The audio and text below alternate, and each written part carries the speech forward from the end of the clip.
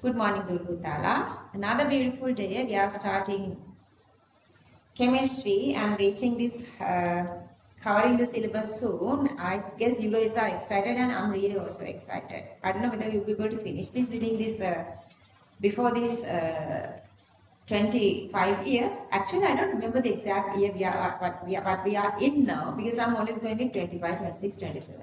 Now, 26, 27, then I was thinking 20 is on the way. So I don't know which year we are living now. Anyway, so you guys are okay with this revision part, the part we did last week. So I'm just going to go directly to this question. Okay, this question again I've given to you guys. This is again an exam question. මම ඔයාලට මේක ඔයාලට දෙන්න රිසන් එක වෙන්නේ ඔයාලට theory ඔලුවට දාන්න. මේ questions ටික දුන්නම තියරි දාගන්න. ඔයාලට කොහොමද මේක ටික හිතුනේ? කියන්නේ what were you guys thinking? Are they like easy questions or harder questions or what? Easy that? Hard? Yeah, make a hard වෙලා තියෙන්නේ. This is directly correlating to theory. This is not like, you know, you are applying theory. You are just understanding theory. Understood? For the exam, you are applying theory because still you don't have enough knowledge here. Anyway, let's move to the question. Solution S is prepared by mixing equal volumes of 0.2 m H2SO4 on one data, 0.2 moles per cubic decimeter acetic acid, another data, and they were using again the same volume, same portion. So what's supposed to be the final concentration of H2SO4 in the mixture? This is the initial concentration of H2SO4 in whatever the 25 cubic centimeter volume. What is the final concentration in the mixture? Because we are increasing the volume twice, we are diluting it twice, then the concentration becomes what? Half. Well, with the calculation you can show that, otherwise you can just explain using words. For both methods they are giving exactly same marks, whatever the way, okay? And a part of titrated separately, on a separated titrate karalu. And the solution they were using is sodium hydroxide. Now strong acid, weak acid, plus here you have strong base sodium hydroxide. That part is no issue, and they say that's impured. And they were using two different indicators. Indicator 1A, phenolphthalein, and indicator 2B, methyl orange as indicators. And they are asking the endpoint respectively. H2SO4 and acetic, 25 cubic centimeter, you can find the initial concentrations. And so that the initial concentration actually here become 0.1 here. 0.2 becomes 0.1. So that the stoichiometric ratio between sodium hydroxide H2SO4 1:2 and sodium hydroxide acetic 1:1. And who's responding to phenolphthalein here?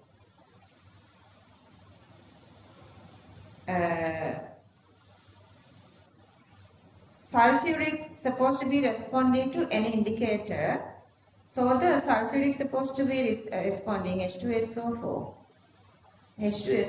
whatever. Strong acid, strong base, or strong acid, weak base, whatever. Both these indicators are going with H2SO4. Are you okay with that? And then the next one is the acetic. This one, acetic. Who's responding with acetic? See here, the base is stronger, so we need a basic pH range indicator which is having a basic pH. That actually is a phenolphthalein. Understood? Methyl orange pH range is 3.1 to 4.4, that is more acidic.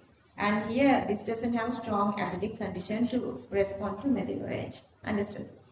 මේ ටික ඔක්කොම ඔයාලගේ මෙන්න මේ ගාන අස්සෙදි උනේ හැදෙන්න ඕනේ. මම මේ ඔයාලට කිව්වේ ඔයාලා හිතන්න ඕන විදිය. මේ චූටි ප්‍රශ්න කරද්දී ඔයගොල්ලෝ තනියම හිතන්න ඕන විදිය. මේක එක්සැම් ක්වෙස්චන් එකක් නේ. හරි. මෙන්න ඒ චූටි පාර්ට් එක මම මෙතෙන්ට අරගෙන තිනවා. Thing 0.2. So you are mixing these two together to get this S mixture. Once you come to S, Okay, so the total volume become 2V. We don't want to go to exact volume. If you want, we can go like that. Otherwise, like same volumes they were using, 25. Titrating with phenolphthalein. So that volume is, let's say, A. And then another 25 titrating with methyl orange, that's B. And when you're going with H2SO4, when you're going with the phenolphthalein, hang on, I was saying the other way around, I guess. Okay, phenolphthalein is responding to both H2SO4 and acetic. Methyl orange, since the acetic is not having the stronger acidic part, so this is methyl orange is showing the acidic pH, but here the methyl acetic acid is less, so it is not showing acidic pH. Acidic pH is supposed to go only to the strong acid, so that the methyl orange react only when in the presence of H2SO4. So this is the summary. Strong base. So the phenolphthalein pH, what is the phenolphthalein pH range? 8.3 to 10. 8.3 to 10. That is basic. So that whenever there is a strong base, phenolphthalein is responding even whether the acid is strong or weak. It doesn't matter. If the base is stronger, phenolphthalein is responding. So that the sodium hydroxide H2SO4, sodium hydroxide acetic, but both strong bases. If the base is stronger, phenolphthalein is responding.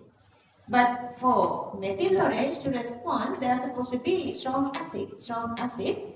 Only the H2SO4 is a strong acid, so the only this data is coming, or this volume comes only for neutralization of H2SO4.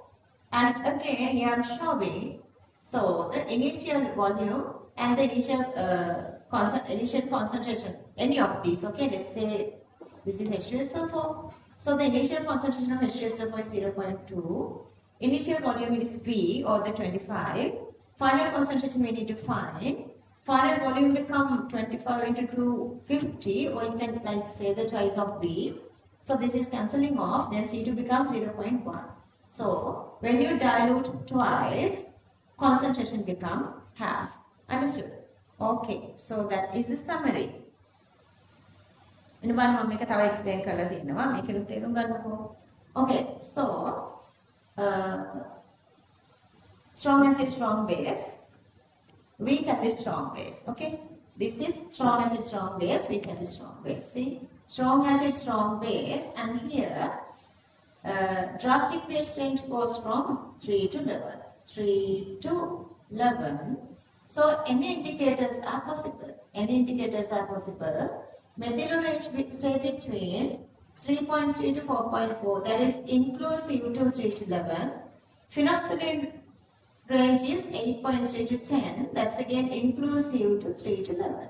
So that whatever the condition with the methyl orange or phenolphthalein are applying here. Okay. So the basic condition here I have taken is H2SO4 and sodium hydroxide. H2SO4 and sodium hydroxide.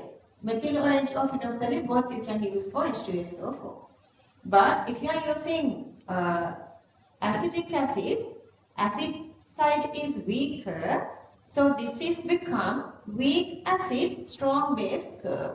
Weak acid strong base curve.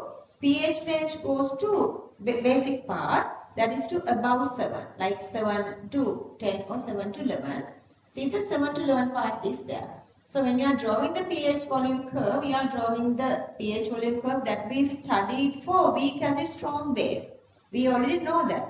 That one we are drawing here because acidic is a weak acid. Once you draw that, if you get these two ranges, now you can see phenolphthalein is inclusive to 7 to 11. 7 to 11, 8.3 to 10 is inside here, but this is outside. So it's obvious you cannot use methyl orange for weak acid strong base titrations. Making, come darling. Only thing with the candle we are not related. And is that? මුද යාළුවෙන් ඉන්න කමන්නේ ගෑනු වෙදනේ යාළුවා. හරි මෙයාගේ ඔළුවට මේක දාන්න ඕනේ මම මේක ලියාගෙන ඉවර වෙලා. හරි. අහගෙන ඉන්න අපි මේ ඉන්නේ බබා question number 27. Q27 වල ඉන්නේ. Q27 ඉන්නේ යසිත් අහගන්න. මේ කර්ව් එක මොකක්ද කියන්නේ? 3 to 11 යන එක. Strong acid, strong base. So strong acid, strong base වලට we can use any of these indicators. මේ කර්ව් එක මොකක්ද? 7 to 11. Strong base, acid, part is weaker. ඊට පස්සේ අපි මේකට දැම්මොත් එහෙම indicators දෙක මේ indicator එක respond කරනවා මෙයා respond කරන්නේ නැහැ. So ඒක තමයි acidic acid වල කරදරේ. So ඒකේ තේරුම තමයි මේ බලන්න. phenolphthalein ගිහිල්ලා තියෙනවා part strong වුණත් weak වුණත් phenolphthalein වලට යන්න ඕනේ වැඩි volume එක. ඒ කියන්නේ දෙකේම volume එක. ඒ කියන්නේ H2SO4 phenolphthalein වලට respond කරනවා. Acidic also responding to phenolphthalein. But when it is methyl orange, we can get only the volume 4. H2SO4, we don't want the volume 4 acidic. Then another. Calculation එක දැන් නැති. උනට ඔළුවට ගන්න තියෙන ওই චූරි පාර්ට් එක. ගියාද ඔළුවට? this clear. ඔන්න ඔය ටික ලියුවද? පොලි. බලන්නකෝ ඉගෙන ගන්න ළමයි. මම ඉතින් ඉගෙන ගන්න නෑ නේද? දැන් අච්චම්ම බැලලා ඉන්නේ. තරුෂිට දුවෙක් ඉන්නවා. කවිතට මිනිපිරියෙක් ඉන්නවා. වෙන කාටද ළමයි ඉන්නේ මේ ක්ලාස් එකේ? ඕඩර් කවුරු ඉන්නවද? Is she working good? Order කවුරු ඉන්නවද? ජනෙන්දි. හරි. එතකොට අන්න බලන්න. මෙතනින් හැට ගන්න හදාගන්න පුළුවන්. ඒ reactions ලිව්වා CV දැම්ම answer එක ගත්තා. Equal volumes mixed. ඔන්න මම දැන් අතන ගාන හදලා පෙන්නුවා මේ part එක. Either you can write this little thingy. Either this way you can show the answer, the final concentration of H2SO4 and acetic, or otherwise you can say like this. Otherwise you can say equal volumes mixed, therefore diluted twice, therefore concentration become half. Or they can get a more. Therefore, the new concentration in the volume, in the mixture, in the S, 0.1, they were taken 25 cubic centimeter out. This is C, either H2SO4 or acetic. This is the volume. Okay. According to above graph, phenolphthalein shows endpoints for both sulfuric and acetic. Methyl orange shows endpoint only with H2SO4. To find how much volume spent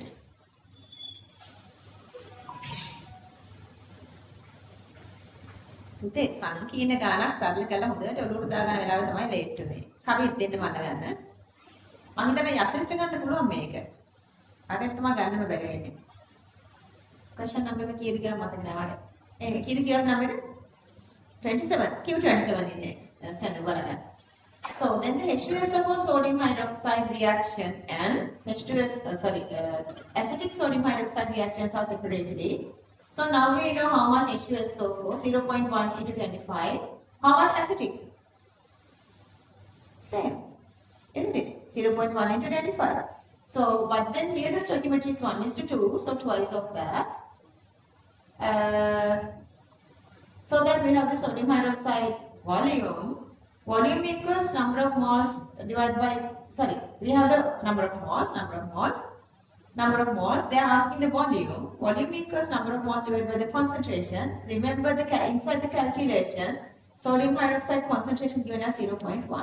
Volume number of moles divided by concentration is the sodium hydroxide volume for H2SO4. Sodium hydroxide volume for H2SO4.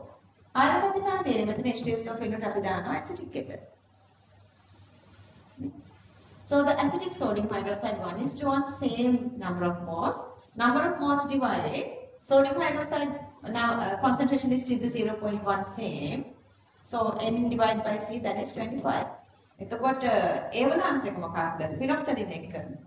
phenolphthalein එක දෙන්නමනේ. එතකොට 50 25 75. methyl orange එක sulfuric විතරයිනේ. එතකොට only 50. Clear නේද? So, I think of the radical medium. With phenolphthalein, B sodium hydroxide needed, B sodium hydroxide H2SO4, B sodium hydroxide acetic together 75. But with methyl orange, only the H2SO4 is responding, that's 50. So the A is 75, B is 50. Make MCQ question එකක් ඒගොල්ලන් answers part දීලා තියෙනවා මේ numbers වෙනස් කරලා ඔක්කොම තව හම්බුනේ නැහැ ඒක නේද මට ඒ number එක මතක නැති වුණා මෙතෙන්ට දාගන්න anyway clear නේද හොඳටම කවිල් පුතාට මේක හොඳටම clearද ටක් ගන්න මෙතෙන්ට එක මිනිත් good boy මේක සිංහලෙන් ටිකක් පරිවර්තන කරන්න ඕනේ මේගොල්ලන් ඔළුවට හොඳටම දාන්න සෙන්ඩු හොඳ සිහින් ආගෙන යනවා මේකට ටට් ගාලා ගියාන කියන එක්ස්ප්‍රෙෂන් එකක් දෙන්න So when we mix equal volumes of 0.2 H2SO4 and louder 0.2 mean what? Acetic acid. The concentration is half because the volume is double. Volume double, concentration half. And we use for A phenolphthalein, which pH range is 8.2 to 8.3 to 10. and for B methyl orange. For B methyl orange, And 3.1 to 4.4. And H2SO4 can be identified with both. Then making R2 expression again. Send Papa. Here equal volumes of Equal volumes are using. so volume is double Volume double. So the concentration becomes half. and They were taken 25 cubic centimeter separated and then titrate separately with phenolphthalein and methyl orange. With phenolphthalein kata kya? in presence of phenolphthalein, both sulfuric and acetic acid endpoints are identified. But in the presence of methyl orange, only H2SO4 is identified Okay. because the drastic pH range is both is Drastic three- pH range, strong acid, strong base. That is 3 to 11. 3 to 11. So make a inside there now. and for weak acid it is 7 to 10. 7 to 10. එතකොට මෙයා විතරක් තියෙන්නේ මේ strong bigger part එක නෑ. Oh, Therefore, this range is not inclusive. so acetic acid cannot be identified. Yeah.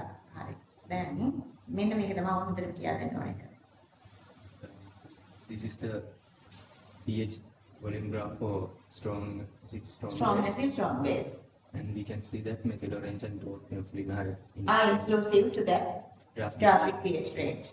But here in strong pH weak acid, ඔව් අර weak part එක නෑනේ strong part එක විතරනේ. ඒතකොට මෙයාගේ graph එක දිග්ගම ඔක්කොලම උත්තර තේරෙනවනේ ආ මේ 7 උඩ part එක විතරනේ තියෙන්නේ නේද? දැන් මේක මෙහි අතර ඇඳුත් එහෙම if they draw this one like this මෙහෙම ඇඳලා තිබුණොත් මේක මොකක්ද? මෙහෙම ගියලා තිබුණා. මේක මොකක්ද? නැත්නම් මේක මොකක්ද? මේ තියෙන්නේ මේ part එකේ පල්ලෙහා strong acid part එක විතරයි. ඒතකොට මේක මොකක්ද? strong acid weak base වෙලා ඒ part එකේ තියෙන්නේ. හරි. කියන්න බා.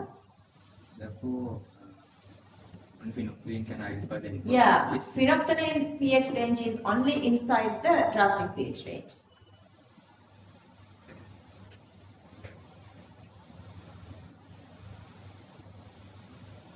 දැන් ගන්න හදන හැටි කියලා දෙනවා.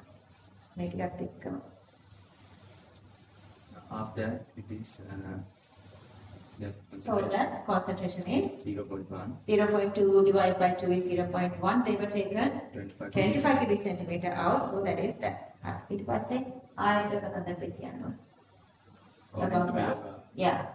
both endpoints can be identified. So With what? with phenolphthalein, Phenolphthalein endpoint for sulfuric and acidic both given. Methyl orange only give the endpoint for strong one. Strong one. So that is the strong one given here is the sulfuric. Hari passe. Yeah. Yeah, the normal calculation. So the sulfuric sodium hydroxide 1:2, you're going to get the number of moles. Divide by concentration, you can get the volume. And then here, so 1:1, get the number of moles. Divided by concentration is the volume. Ayat mein main part should have kiya then. with phenolphthalein, both are Both are responding. So both volumes. Methyl orange will respond करे strong acid එක විතරයි. So the strong acid එකට ගිය volume එක විතරයි. Clear නේද? පුතාට clear වුණාද? පුතාට ක්ලියර් වුණාද? පුතාට ක්ලියර් වුණාද? 100% සමහර ක්ලියර් නැති. මම ගොඩාක් හිමින් දෙතුන් සැරයක් කළා දැන් ඉන්නේ. තව සැරයක් කරේ තව කට්ටියට හොඳට ක්ලියර් වෙන්න. මේකෙදි අපි ගත්තේ තියරි. මේ ක්වෙස්චන් එක මෙයාගේ ක්වෙස්චන් එක මම මෙතෙන්ට දැම්මේ ඔයගලන්ට එක්සෑම් ක්වෙස්චන් මෙහෙමයි කියන්නේ. ගොඩක් කරලා මම දාන්නේ එක්සෑම් ක්වෙස්චන් මෙහෙමයි කියන්නේ. but this question I read here මේ ක්වෙස්චන්ස් ටික දිගටම දැම්මේ. තියරි වල ඇප්ලිකේෂන්ස් ඔයගලන්ට හොඳට මෙන්න මෙහෙමයි වෙන්නේ කියන අයිඩියා එක දෙන්න. තියරි වල කියන්න. හරි අපි මෙතනින් පටන් අරගෙන slowly ලස්සනට ලියන්නේ කියන එක තමයි හොඳට ඔළුවට ඇබ්සෝබ් වෙන විදිහට මේක දාගන්න. මම එක ස්පේස් තියන්න කිව්වා කොහොම ලියා ගන්න ඕන නිසා. Okay, start copying from here.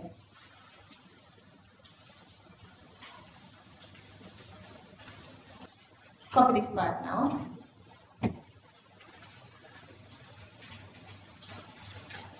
Copy this. Fine. Equal volume mixed. Equal volume mixed. Therefore, diluted twice. Equal volume mix, therefore diluted twice. Diluted twice. Therefore, concentration become half. Concentration become half. Copy this. Therefore, concentration equals 0.1 moles per cubic decimeter. 0.1 moles per cubic decimeter and volume equals 25 cubic centimeter. 25 cubic centimeter. Next point. According to above graphs,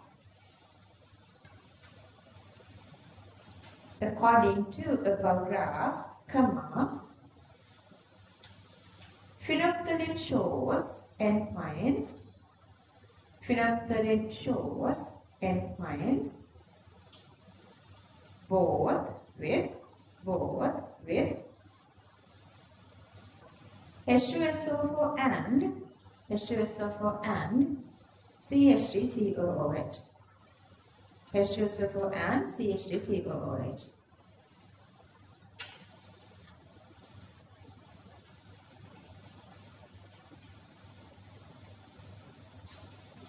Next point. Methyl orange shows endpoint only with H2SO4.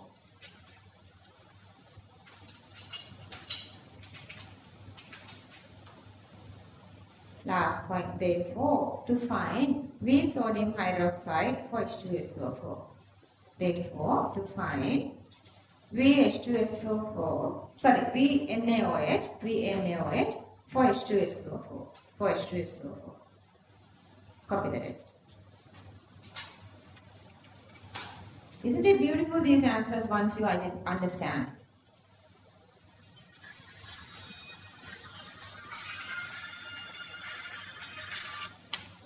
Yes, darling. Good morning, darling. How are you? Good. So,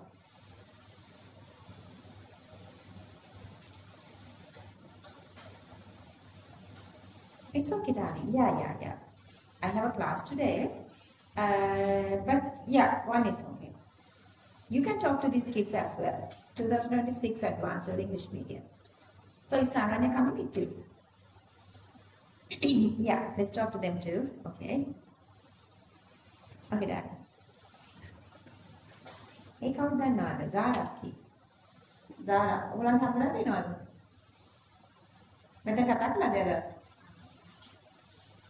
You guys know my mom passed away?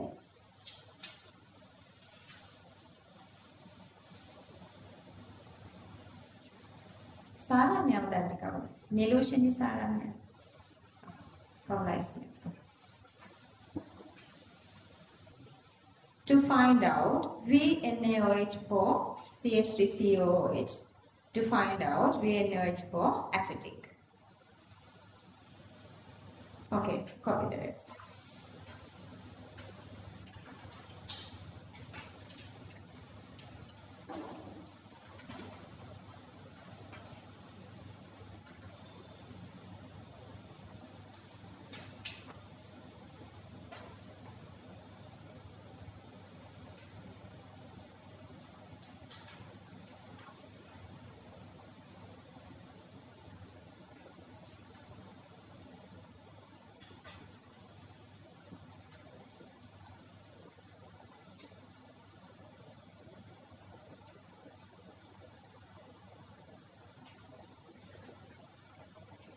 මට book 2 වෙනවා දෙන්න.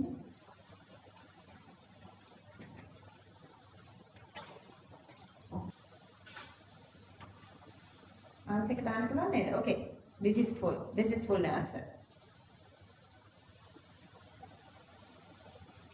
Jira, Zara, Neroshini එකට එනවා කිව්වා.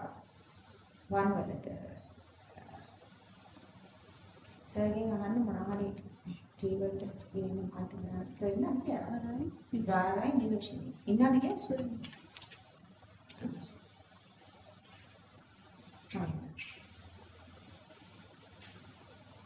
අම්මලා තාත්තලා නෙවෙයි දයාව කරුණාව තියෙන ආදෙනේ හිත තියෙන මිනිස්සු විදිහට තමන්ගේ ළඟ තියෙන මොනවා හරි දෙයක් ඔයගොල්ලෝ දන් දුන්නද දෙන්න තව හොඳට කල් තියෙනවා දුන්නේ නැත්නම් පන්සල් වලින් එකතු කරනවා එක එක තැන් වලින් එකතු කරනවා තමන්ගේ ළඟ තියෙන ඇඳපු නැති අම්මා නේද පාවිච්චි කරපු නැති පොතක් මොනවා හරි දෙයක් ගෑනු ළමයිට ඕනේ පුංචි මොනවා හරි දෙයක්. ඒ වගේ අවශ්‍ය මොනවා හරි චූටි දෙයක්. ඒකට ලොකු විදමක් යන දෙයක් නෙවෙයි මොකක් හරි චූටි දෙයක්. පුරු වෙන දන් දෙන්න. හරි යම් ඉස්සරහට. ඊළඟ question එක මොකක්ද? For the very first years, I was like really excited. Then I was writing their results. Like in the meantime, when I'm getting the predictions, then I have some sort of instincts. Mama read for results almost all the time. Hurry. So මට දැන් ඔයාලගේ research කියන්න පුළුවන් කාලෙට මම ඇවිල්ලා ඉන්නවා. තේරුණාද? මට ඔයගොල්ලන්ගේ රිසර්ච් දැන් ප්‍රෙඩික්ට් කරන්න පුළුවන්. බලමු හරියයිද කියලා. ලියලා මම ඔයගොල්ලන්ට දීලා දෙනවා සීල් කරලා කොහේ හරි තියාගන්න කියලා. ඔයගොල්ලන්ට බලන්නත් බෑ මට බලන්නත් බෑ ග්‍රෑන්ඩ් එකේම තියෙනවා. දවස් එක අපි රිසර්ච් ආපු දවසේ ඔක්කොම ලිඛ දෙලා එක ඕපන් කරලා බලමු. Okay. Moving to question number 32. These are sort of easy questions. ඔන්න මම ආයෙත් හිතනවා මේ මම හිතනවා හරි sodium carbonate sodium bicarbonate mixture කිව්ව ගමන් the very first thing I'm getting is this probably be a question regarding this phenolphthalein methyl orange partial neutralization and complete neutralization කියන එක ඔන්න මගේ ඔළුවස්සේ යනවා even you have the background of theory or not these two comes together mean such questions or otherwise buffer questions okay mixture has molar ratio 2:1 okay number of moles sodium hydroxide, let's say deca-X and this is X. So this is the ratio they were given. Sample of 25 cubic centimeter from this mixture. Okay, so now we know the initial volume. If we know the number of, mixture is titrated with 0.1 mHCl. Phenolphthalein used as the indicator. For the phenolphthalein, volume is 25. In the presence of methyl orange is asking. Okay, anyway for phenolphthalein, sodium carbonate, partial neutralization, sodium bicarbonate does not give any observation or not acting as an indicator. But for methyl orange, what happened is with the methyl orange, sodium carbonate go with the complete neutralization and the sodium bicarbonate goes with its normal neutralization. Okay, so that for the methyl orange you get all 3x. All 3x comes with methyl orange. But for phenolphthalein you are only getting this 2x. 2x. Clear that? ගියාට බලවට වටිගේ හිතෙන්න ඕනේ මෙන්න මේ විදිහට තමයි යන්නේ කියලා with the background of theory, okay? So I'm moving to the second method, easy method. Environment more easy. And one little like the story I'm gonna make again for phenolphthalein sodium carbonate partial neutralization. This is only what happened with phenolphthalein, but with methyl orange same sodium carbonate partial neutralization, and that same sodium bicarbonate once you make here that same sodium bicarbonate goes with the complete neutralization. So the equation 1 and equation 2 are exactly same. Whatever the remaining sodium carbonate from the equation 2 is going here. This same sodium carbonate is this here. Okay. And then separately we were adding sodium bicarbonate to the mixture. Separately sodium, externally we are adding sodium bicarbonate that is going with its normal neutralization. And then here I have written their mole ratios. Sodium carbonate is 2. Sodium bicarbonate is 2 is to 1, 2 is to 1.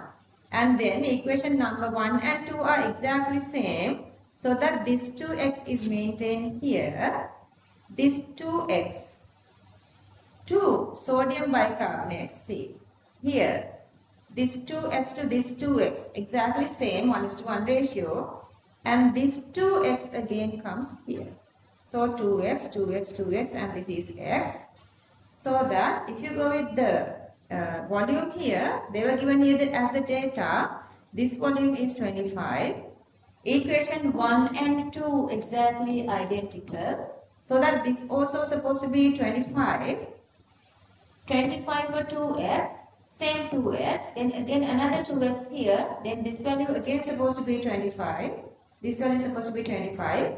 2x, 25 is gone for 2x, then for x amount this is supposed to be half of that. So this is supposed to be 12.5. මේකට මෙතින් orange එක මේ තුනම add කරන්න. ෆිනොක්ටඩින් වලට add කරන්න වෙන්නේ මේ spike දිනන තියෙන මෙතින් ඔරෙන්ජ් එකට මෙතනම ඇඩ් කරන්නයි තියෙන්නේ. So this is the answer. Answer is these three together. These three together. 62.5. Clear that? Okay. The alternative method. This is the standard method. So with phenolphthalein, if you still feel uncomfortable, you have to write that partial neutralization. Then you are making sodium bicarbonate. Then the stoichiometric ratio is 1 is to 1. They are using 0.1 m, 25 cubic centimeter. So with that, you are getting number of moles by CV. Same number of moles comes to sodium carbonate because the stoichiometric ratio here is 1 is to 1. Same. Sodium carbonate. Number of moles is this. But sodium carbonate to sodium bicarbonate 2 is to 1. Then the sodium bicarbonate, half of that is 1.25 into 10 power minus 3. So this is the number of moles of sodium bicarbonate. Let's find how much HCl needed for sodium bicarbonate then. 1.25 into 10 power minus 3 moles. Same number of moles using because the sodium bicarbonate, whatever, phenolphthalein not working for methyl orange, 1 is to 1 ratio. So it's same number of moles of HCl needed. That number of moles divided by the concentration. Number of moles divided by the concentration is the volume. If you know the volume for, this is the volume for HCl, and we already found the sodium carbonate number of moles, say twice of that, and that volume is 50. So that this is for sodium bicarbonate, and this is for sodium carbonate, 50. So altogether is 62.5. තේරුණාද? ආන්සරක් explanation එක ඕනිද? Anybody? Raise your hand. Okay, copy this. This is a method one. This is method one. හරි. අත උස්සන්න ඔබ ළඟට එන්න චූටි දෙයක් හරි කාට හරි ඕනේ නම් raise your hand if you want any something little that you don't understand here. Varsha darling, are you understanding this? Oh then. Okay, copy this. Alright, just copy this. Can I go up here? Okay, copy everything. Okay, well, this actually is sort of not that difficult, but give it a try. And I'll post a marking scheme later. Or otherwise, if you want a discussion, we can make a discussion later sometimes if you want. Not me, with those two, Afra and Kaushi. Just tell me what do you want to do.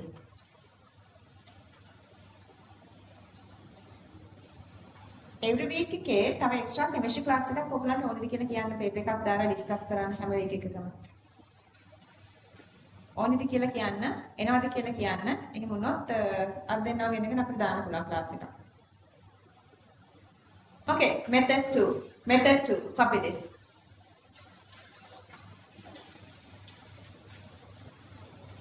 There is nothing I want to explain this one. Exactly same thing happening. Only difference is concentrations. What when of 25 0.1 කියනවා. This time the ratio is 4:3. This time the ratio is 4:3. Answer is 68.75. Raise your hand, everybody, look at the answer. දැන් අත උස්සන්න last එකේ වැඩ තුන කඩුනේ.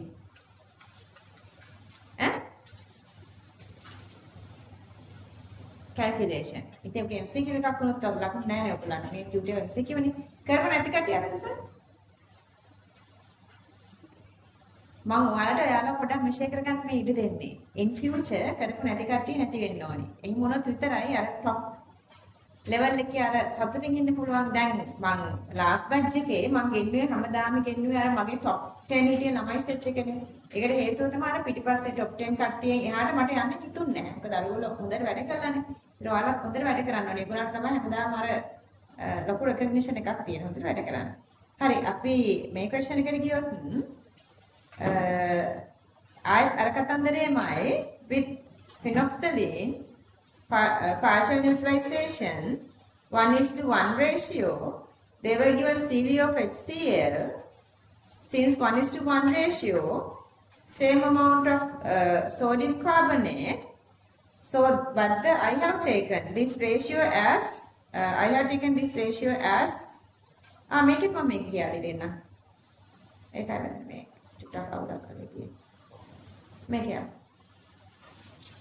make phenolphthalein with phenolphthalein, its partial neutralization with methyl orange going through the partial neutralization that goes through the complete neutralization. This is the original sodium carbonate, but separately we were adding sodium bicarbonate to the medium, that is this one, and the stoichiometric ratio between these two is 4:3, so this is become 4x-3x, so that this is 25, same reaction here 25, same 4x become 4x here, 4x become 4x here, so that again same 25 here, so for 4x it's 25. මම මෙතන අර සුළු කාණ ලේසි answer එකක් නෙවෙයි නිසා මම ඒක මෙතෙන්ට ගත්තේ. 4x කියන්නේ 25 නම් 3x කියන්නේ 80.75, but මෙතන අපිට ඉන්නවා එතකොට 25 plus 25 plus මේ part එක 18.75, you get 68.75. මේක ඉතින් මම ආයෙත් ගියේ ඊට කිට්ටු method එකකටමයි. So 1:1 ratio, this is 2.5 in 10 to the minus 3, and here it's same 2.5 in 10 to the minus 3, but that equals to 4x. That equals to 4x. So the 4x equals to 2.5 into 10 to the minus 3. So the x is this amount. X is, you're going to divide that by 4. With methyl orange, sodium carbonate with 2HCl, complete neutralization. So the 4H2 HCl become 8x. With sodium bicarbonate, normal neutralization 3x and 3x here. So altogether 4x into 2 plus 3x here, and that is 11x. We already found what is x. Multiply 11. So you're going to get the same number of moles here, and you're going to get the answer here, and that amount divided by the concentration is the volume. Number of moles divided by concentration is the volume. තේරුණාද? හරි. ලියමු මේක. වෙලාව නාස්ති කරගන්න නැතුව ලියන්න. දැන් idea එක හොඳට මොළේ තියෙනවා. මේවා බලා ලියීම නෙවෙයි. මේවා තනියම කිරීම සඳහාමයි. Method 1.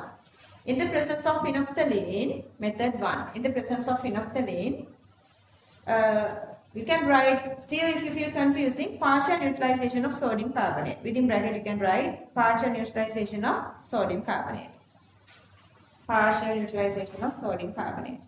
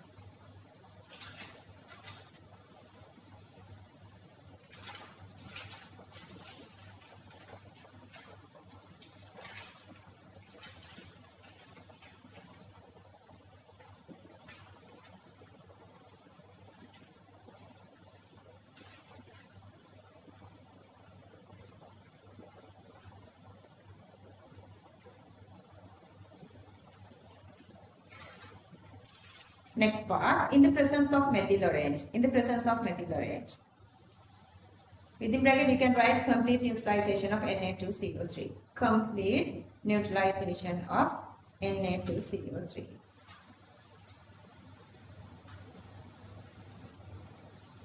Complete neutralization of Na2CO3. Copy this then. Is it okay to move up here? Can I move up here? Yes or no? Here?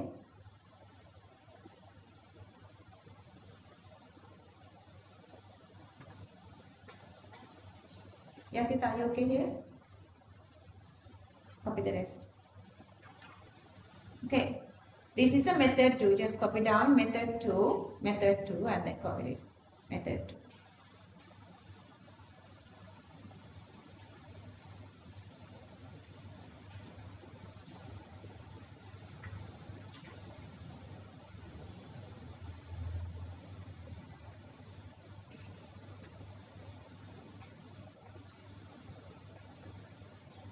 Question number 35.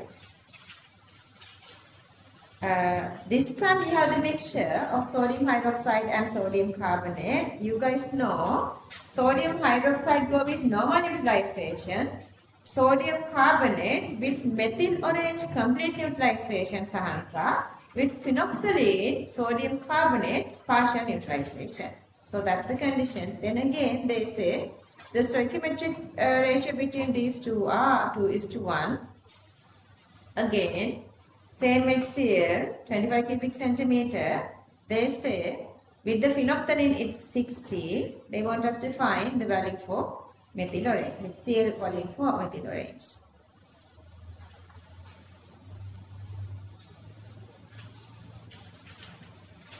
Because I'm explaining this ahead of time like the first, because once you know these three equations, then getting the answer is extremely easy. You know then what is happening, the underlying story.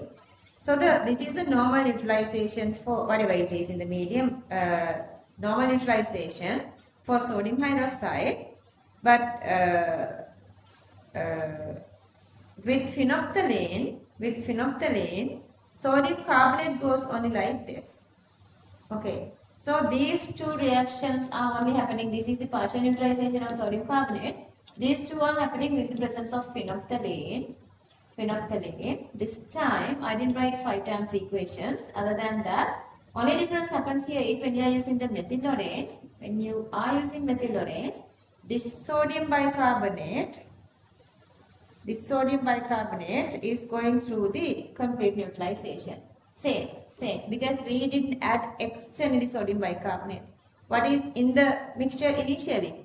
Sodium hydroxide and sodium carbonate, not sodium bicarbonate. This same sodium bicarbonate here, so that this is going through the complete neutralization. So all these three reactions are happening in the presence of methyl orange. Okay, so that stoichiometric ratio they say 2x is to x. So this is 2x sodium hydroxide.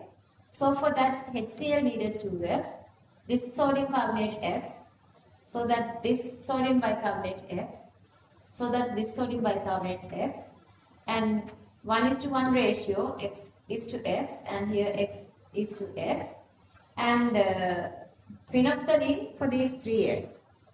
Phenolphthalein for these 3x, they were using 60 cubic centimeter. 3x means 60, then 4x. 4x is for methyl orange. 4x is, see the methyl orange 4x. So that value is 80. තේරුණාද? මම අර A to Z කියන්නේ නැතුව ඔන්න චුට්ටක් rough එකේ ඔලුවට දැම්මා. අත උස්සන්න ක්ලියර් නැති කරගෙන ඉන්නවා. හරි. මම දන්නවා තේරෙනවා කියලා, but I have to make sure that you guys are doing good. ඔයාලා මේ කියන විදිහට වැඩ කරොත් 95% ම ඔයාලට sure B එකෙන් උඩ ඉන්නවා කියලා. දැන් මට 5% සැකයක් තියෙනවා C එකද දන්නේ නැහැ කියලා සමහරවිට වැඩ කරන විදිහත් එක්ක. With phenolphthalein,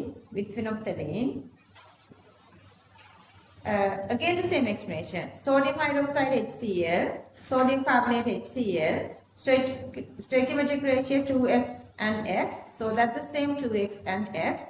So the මම ratio කාර්යය දෙන 2x to x කියලා. So that the total HCl is 3x. I'm not saying gila thiyenne. 3x divided by 16 10 power minus 3. 3x is the number of moles divided by the volume is the concentration. Then I'm going to use that concentration here. With methyl orange, sodium hydroxide HCl 2x to 2x, and the sodium carbonate 1 is 2 is to 1 ratio, so x. But here the complete neutralization with methyl orange, so the stoichiometric ratio is 2x x to 2x, so that the total HCl is 4x now. So the number of moles is 4x. We found, so this is 4x. We found the concentration here. We found the concentration here. Number of moles divided by the concentration is the volume. Understood? මේකට ක්‍රම ගොඩාක් තියෙනවා. මම මේ යට එකයි උඩ එකයි මැච් වෙන මේක දෙක දාලා තියෙනවා. ඔයාලට කැමති දිගට යන්න පුළුවන්. If you have done any other way, වෙන විදියට ගත්තා ඉන්නවද? Okay, copy this. Is this clear everybody? Okay, go on. මම ඔයාලට confidence දෙනවා කියන එකේ meaning එක ඔයාලා හැමදේම ටක් ගාලා understand කරගන්න ඕනේ කියන එක නෙවෙයි. ඔයගලන්ගේ levels වෙනස්. එක එකයි සමහරක් අයට physical, සමහරක් අයට organic, සමහරක් අයට inorganic super. ඒක නිසා if you are having issues you guys have to talk to me, okay? Okay. Copy here then.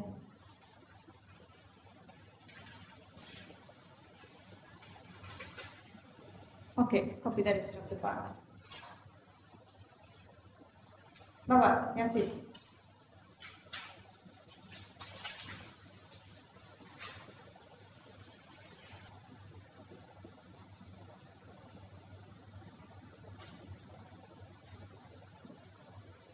The question is it?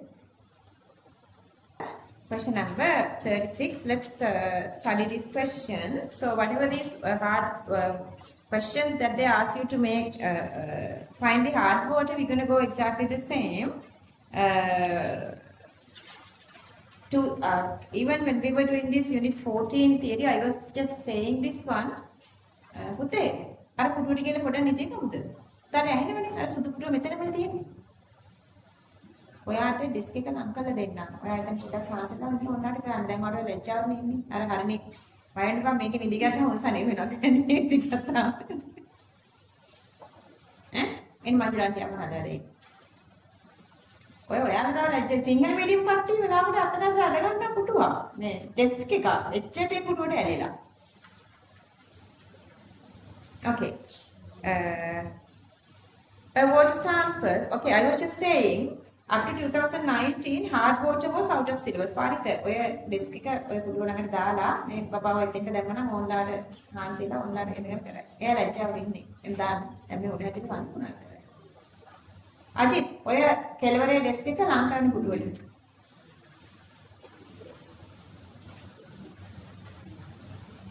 Desk එක විතරක් ගන්න උසලා. ඒක නෙවෙයි උඩ එක. That's for the desk. The other one is the bench.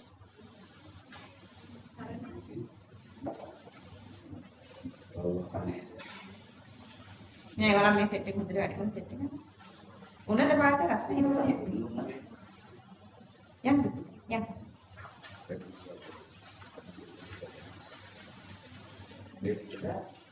නෑ මේ දැන් යාට හැදෙන්නේ නැත්තේ.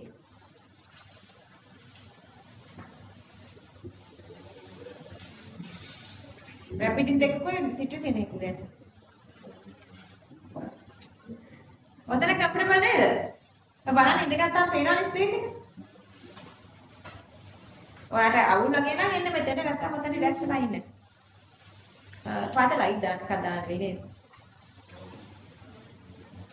Okay, එන්න ක්වෙස්චන් එකට. ඒක නිසා මේ 2019 මංජුලා ඔතන ලයිට් එක දාලා දෙන්න යාට. 2019 වලට කලින් hard water තිබ්බා ඊට පස්සේ ඒක නැති වුණා. So it's in new syllabus, so the questions are less. That's why I'm just giving, like this is from 2003.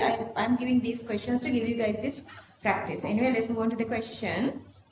A water sample was analyzed in the following manner to determine its hardness.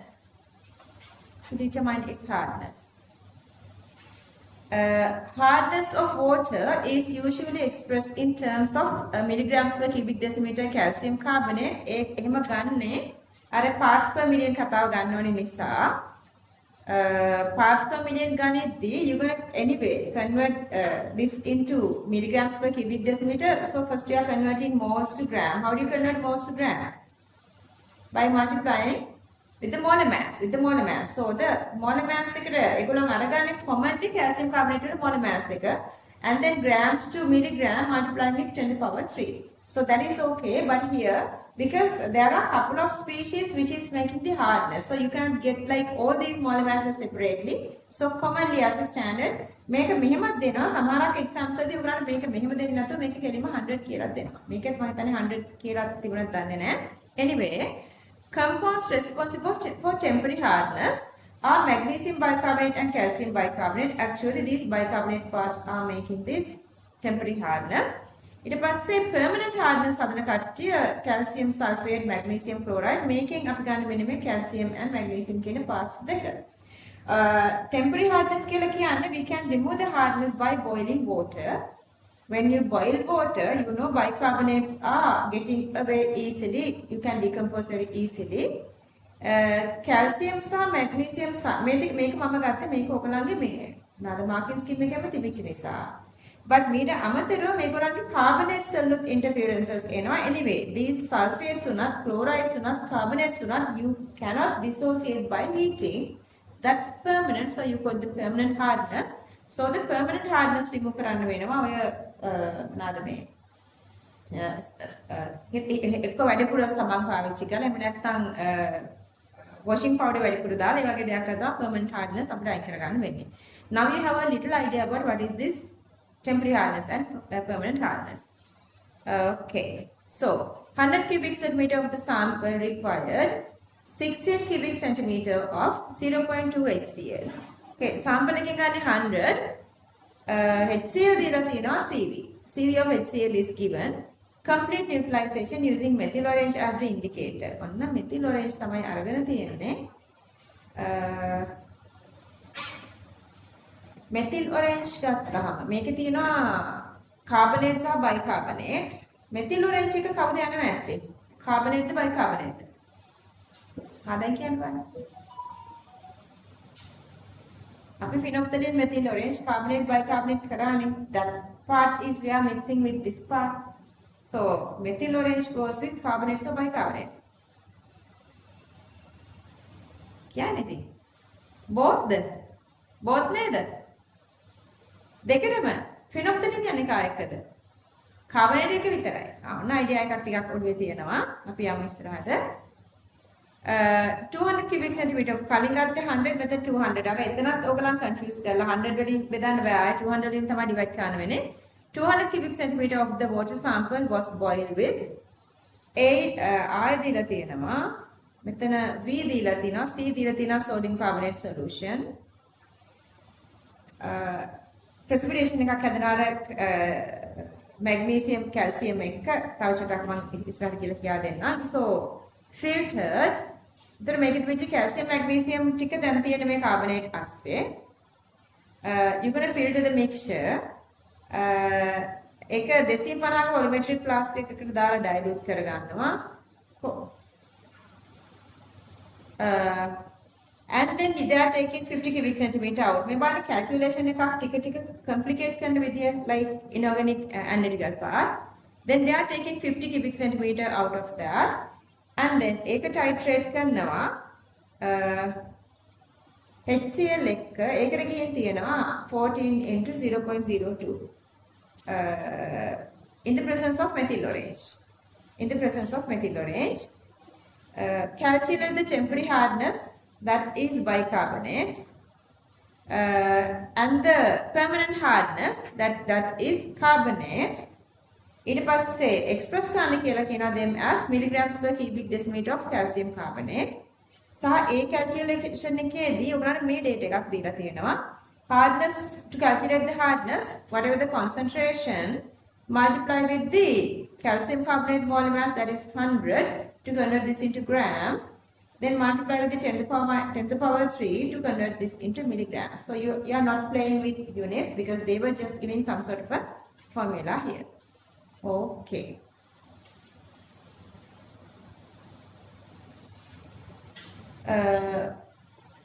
calcium magnesium bicarbonates. First they are taking 100 cubic centimeter out, then titrate with methyl orange, and CV of HCl is given. Since you have bicarbonates here, you cannot use phenolphthalein, you can only use the methyl orange. Actually, they were using the methyl orange because you need to get these bicarbonates, okay? Methyl orange, yellow to red, 4.4 to 3.1. Okay, anyway, so the HCl is this. This is the HCl amount, so you can find the number of moles. And then this is, anyway, the bicarbonate, just go with the normal neutralization. එකතු කරලා ලියන්න පුළුවන් මෙතන මොකක් හරි එකක් දාලා මම මෙතන එහෙම ගත්තේ නෑ මොකද මෙතන දෙකක් තියෙනවනේ magnesium calcium දෙකක්නේ so I'm just going to go with the common bicarbonates with HCl. This is a reaction. Sodium bicarbonate reacted is 1:1 ratio, so the same HCl becomes same sodium bicarbonate. So this is the bicarbonate, this is the bicarbonate concentration, but remember that's not the answer. That bicarbonate is joining with the magnesium and calcium. So that bicarbonate is to magnesium bicarbonate. Or the bicarbonate is to calcium bicarbonate is 1:2. So to get magnesium or calcium, we have to divide that by 2. Make a theory එකක් වගේ උඩට දාගන්න. So now you have the concentration. Now you have the number of moles. That number of moles divide volume because they were taken 100 cubic centimeter out. That is the concentration. And that concentration multiply with the molar mass of calcium carbonate. So this is the molar mass of calcium carbonate. And then multiply with 10 to the power 3. That's a part of this formula they were given. So that is the answer. එකට දෙනවා කිව්වේ. ඇවිල්ලාද? කමන්න මෙයාට break එක දෙන්න වෙලාව. So that this is the temporary hardness, okay? And then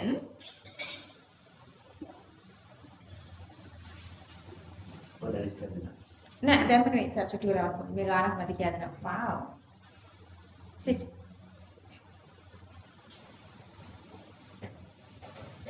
ඔතන මේ දාන්න දෙනවා. Just sit there. Just give me a second. අතන ඉඳලා නැත්නම් ගෙනියන්න පාර room එකට. Okay, so the next part.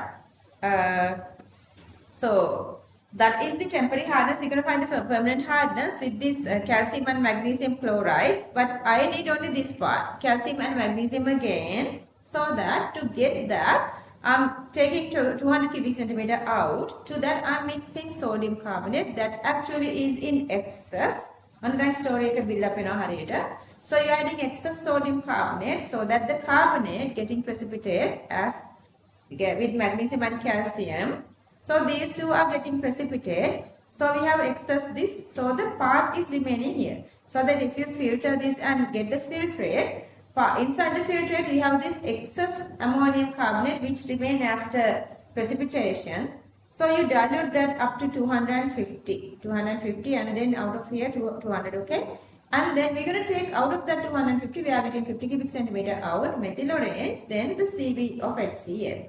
What happened here is the two basic equation. These are two double displacement. And then calcium and magnesium are precipitating as calcium carbonate and magnesium carbonate. And then the remaining sodium carbonate is reacting with HCl. So that they were given this HCl here. This HCl, they were given this HCl here. See the stoichiometric ratio is 1:2.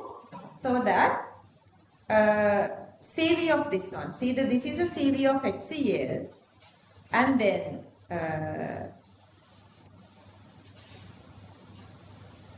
HCl to sodium carbonate is 2:1. So that amount is supposed to be divided by 2 to get the, they were taken 50 cubic centimeter out. See the 50 cubic centimeter. This is the number of moles of sodium carbonate in 50. But altogether they were made 250. So that then you are finding how much is in 250. In 50 this amount, then 250. So that is the excess sodium carbonate in 250 cubic centimeter of the mixture. All together they were adding this amount. All together they were adding this amount. See, 0.05 into 18 they were adding all together So that this is the total. This is the total. 0.05 into 18 is the total. But this is reacted. So the remaining is the difference between these two. Reacted sodium carbonate equals sodium carbonate combined with calcium sulfate and magnesium chloride. That actually is the permanent hardness. Permanent hardness. So the permanent hardness made by this number of moles of calcium and magnesium. Okay. So that is the number of moles. To get the concentration, you have to divide by 200. Remember, here initially we were taken 200 cubic centimeter out. Say this is 200 centimeter out. So that you're going to divide by 200 to get the concentration. But that concentration comes in moles per cubic decimeter. This is the calcium carbonate molar mass. And then the 10 to the power minus 3 to convert this to milligram. And that is the milligram per cubic decimeter or ppm permanent hardness. Clear වුණාද හොඳටම ආසර කියා දෙන්න ඕනේද මේකේ ඔයාලට කියා දෙන්න ඕනි මේ කැල්කියුලේෂන් එක ඉක්විලිබ්‍රියම් පාර්ට් එක නෙවෙයි බට් මේකේ ඉක්විලිබ්‍රියම් නැතුව යන්නත් බෑ මේකේ temporary hardness කියලා අපි first part එකෙන් හොයන්නේ මේ first part එකෙන් හොයන්නේ bicarbonates but that bicarbonates joining with calcium and magnesium so that we're going to find the temporary hardness for calcium carbonate and magnesium carbonate. And then the permanent hardness usually comes with the CO3 2 minus. But that CO3 2 minus existing here in calcium sulfate and magnesium chloride. So that you usually apply carbonate වලින් permanent hardness, bicarbonate වලින් temporary hardness කියලා. But they were given here, it comes with the calcium sulfate and magnesium chloride. So we had to find out how much calcium and magnesium are in the medium. But they have done that to do this. They were precipitating calcium and magnesium using excess sodium carbonate. මේ carbonate ටික හොයන part එක තමයි අපිට අර equilibrium principles use වෙන්නේ titrating with HCl. Then this is supposed to be, since they were using methyl orange here, this is supposed to be the complete neutralization. Let's say if they were using phenolphthalein here, then what happened? Then you're supposed to go with the 1:1 partial neutralization. So A points ටික ගන්න තමයි ඔයගලන්ට equilibrium knowledge එක මෙතෙන්ට ඕන වෙන්නේ. The rest of everything is like normal calculation, and this is the way you're supposed to do the calculations of hardness of water, so that you will have to memorize this as a theory question, theory knowledge. Understood? Okay. ඔයාලා මේක ලියලා break එක ගන්නවද? මේක අරගෙන break මේක ලියලා break එක ගන්නවද? break එක අරගෙන මේක ලියනවද? Up to you. Can. බඩගිනි කට්ටිය අතට මේක ඉවර කරලා ඉන්න එහෙනම්. Because I don't want you to forget this, and this is a sort of a little new stuff are there. මේ මුළු part එකම ඔයගලගේ question එකේ තියෙනවද බලන්න. මේ හැමදේම question එකේ ලියලා තියෙනවා. The compounds responsible for temporary hardness කියලා තියෙනවද?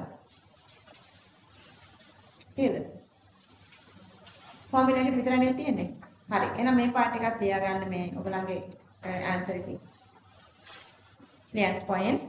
Compounds responsible for temporary hardness. Compounds responsible for temporary hardness. Let's try magnesium bicarbonate and calcium bicarbonate. Magnesium bicarbonate and calcium bicarbonate.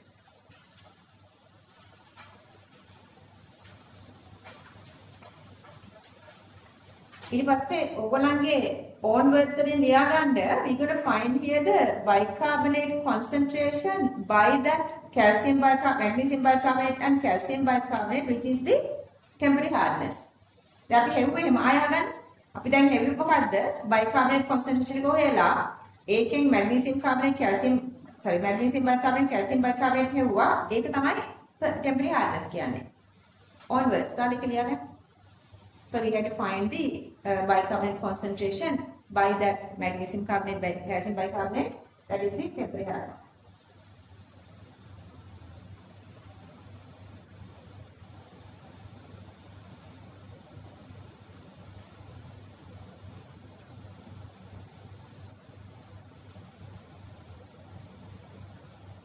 And let's try the next point. Compounds responsible for permanent hardness. Compounds responsible for permanent hardness are calcium sulfate and magnesium chloride. Calcium sulfate, magnesium chloride. ඔකට within bracket තව දාගන්න අපි theory වලට ඉගෙන ගන්න දෙයක්. Also calcium carbonate and magnesium carbonate contributes permanent hardness. Also, CaCO3 and MgCO3. Calcium carbonate and magnesium carbonate responsible for permanent hardness or contributes to permanent hardness.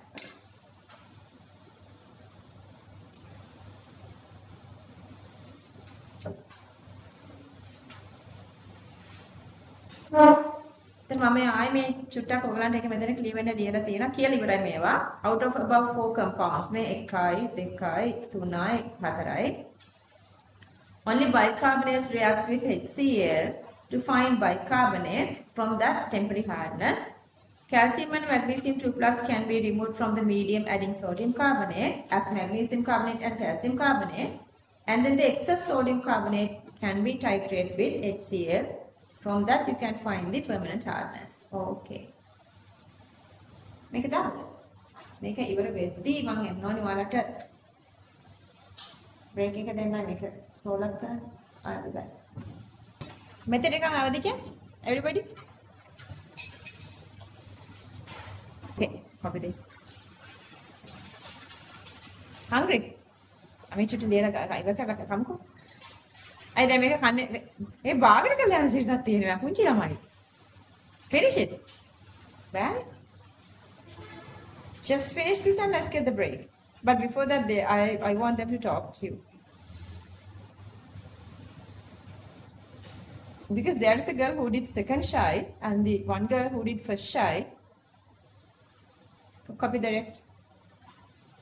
පුළුවන් කෙනා බලලා කියන්නේ if it is okay to you for you guys, if you guys need this paper, extra paper class.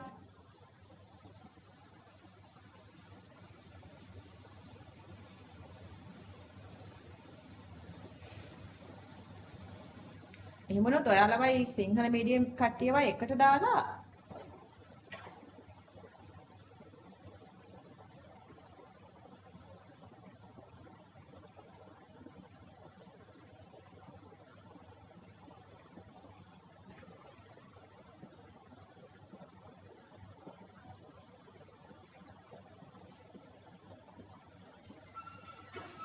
copy the rest then.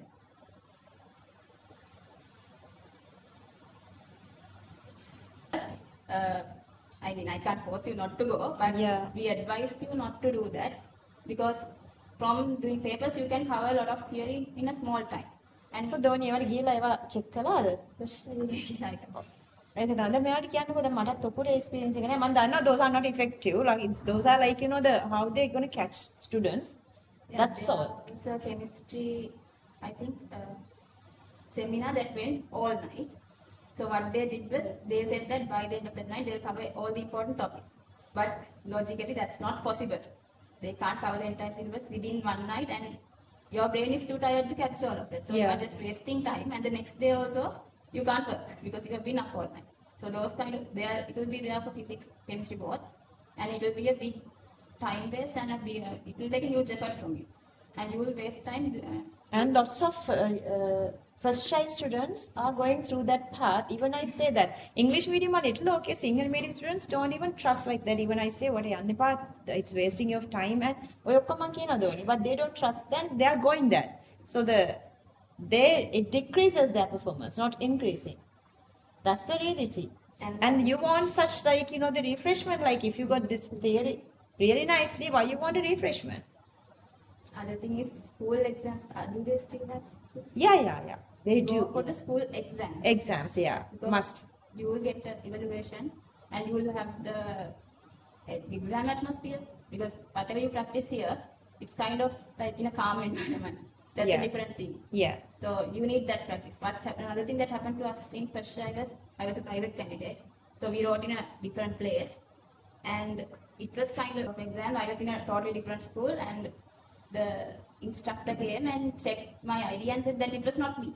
And they were having an argument that I could write the paper and they were marking my paper and taking it away. So around 30 minutes, I guess, was gone from my bio paper. And I was mentally affected. So even then, from then on, I couldn't concentrate. Because for her also something like that happened. Yeah. I don't know. Yeah, what happened was like we are not supposed to cover our head Ear. during the exam. Head Show the our ears. ears. Yeah. So I was showing my musik ears, sahagan. exposing it, but without me knowing it was covered. Because So, again the fan is coming Yeah. down. She said, ma'am, fan එක ඇවිල්ලා වෙලා cover වෙනවලු. yeah, because Okay. without me knowing it happened. So I was not doing it on purpose. But then the examiner like all like it's not you're not supposed to do like that. He said in general, but I felt he was saying to me personally. So then I was also it was on my chemistry paper.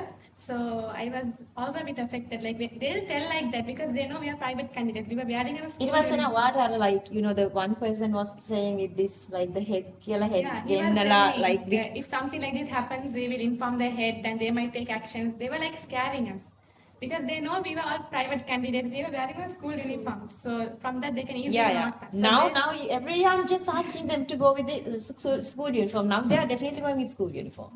That actually happened in second year also. They were kind of unnecessarily disturbing students. I mean everybody go to private candidates. No, private candidates, English medium Seriously. ones. Oh my So goodness. whatever happens at that time, just don't care about it. And you will be more stressed than you think. Yeah. Especially in the last like couple of weeks. Now you might think last days you are going to study. That won't happen. Don't even think of doing that. That won't happen because That's why I'm asking within one month before ahead of exam you have to finish everything. Last month you used to feel like you have nothing else to do. last months, like when you study, usually it doesn't go to your head and you're Yeah. stressed and everything. So keep the last month free. So just you have to like go through everything, whatever you learn. Wow, see the points. We were always discussing, but even I forget those. Like to see, that's why time to time when somebody comes here, we get this little talk. Okay, මේ අක්කි අන්න ඉන්නේ August විතර නේද? August 2026 faculty යන්න ඉන්නේ මේ අක්කිගේ second year එක start එක වෙනවා. අපි ඒගොල්ලන්ගේ future එකම bright වෙන්න, beautiful වෙන්න මේ අක්කිට තව effect එකක් ආව මේ අක්කිගේ අම්මා passed away. So මේ මට එන්න බැරිනට මං යව මංජුලා ආන්ටි සර් ගියානේ. So ඒව මැද්ද ඉතින් අපිට මේ ගමනේ යන්න වෙනවා. අම්මා කෙනෙක් නැති ජීවිතය කියන එක ඉතින් හිතන්න අමාරුයි. අම්මා කෙනෙක් හරි තාත්තා කෙනෙක් හරි නැති ජීවිතය. හැබැයි ඒත් හැමදේම දරාගෙන අපිට මෙයා අක්කගේ අම්මි ගැන කිව්වොත් එහෙම අනන්න බෑ. නෑ ඒක වටින දෙයක් කියන්න ඕනේ. මම මුස්ලිම් දූලට වැඩියෙන් උදව් කරන මුස්ලිම් පුතාලට ඒගොල්ලන්ගේ සොසයිටි එකේ කොහොමද තැන තියෙනවා. මුස්ලිම් දූලව ඒගොල්ලන් සමහරක් පේරන්ට්ස්ව ඉස්සරහට යවන්නේ නැහැ. ඉතින් දැන් මම මගේ වයසේ ඉන්න සිංහල සමහරක් අම්මලා තාත්තලා ඉන්න ඔයාගේ අම්මලා තාත්තලාගේ වයසනේ. ඒකට හිතන්න ඒගොල්ලෝ ජොබ් කරන්නේ නැහැ. ඒගොල්ලෝ උදේටයි දවල්ටයි රැයටයි උයනවා. ඕගොල්ලන්ගේ රෙදි හොදනවා, ගෙදර වළං හොදනවා, ගේ සුද්ධ කරනවා, ගෙට වෙලා ඉන්නවා. ඊළඟ දවසත් එහෙමයි. ඊළඟ දවසත් එහෙමයි නම් ඒගොල්ලෝ නිකන් ස්ලේව්ස්ලා වගේ නේද? outside the box ඇවිල්ලා හිතන්න. ඒගොල්ලන්ට මොන ලයිෆ් එකක්ද තියෙන්නේ කියලා. ඒගොල්ලන්ට මොන දේවත් කරන්න විදිහක් නැහැ. ළමයින්ට කන්න දෙන්න ඕනේ, හස්බන්ඩ්ට කන්න දෙන්න ඕනේ. එච්චරයි ලයිෆ් එක. But the life is beyond that. යුතුයකම් හැමදේම කරන්න. You guys have to fulfill all the duties to the society, to the family, parents, relatives and everyone. But you supposed to have your own free life. අන්න ඒකට මම දෙන support එකක්. ඒතකොට ඒ වෙලාවේදී මෙයාගේ අම්මේ මෙයාට මාර එනර්ජි එකක් දුන්නා නෑ. ඔයා මේක කරන්න මම ඉන්නවාට කරමු කියලා. ඊට පස්සේ අම්මිට හැපිනස් එක හම්බුණා.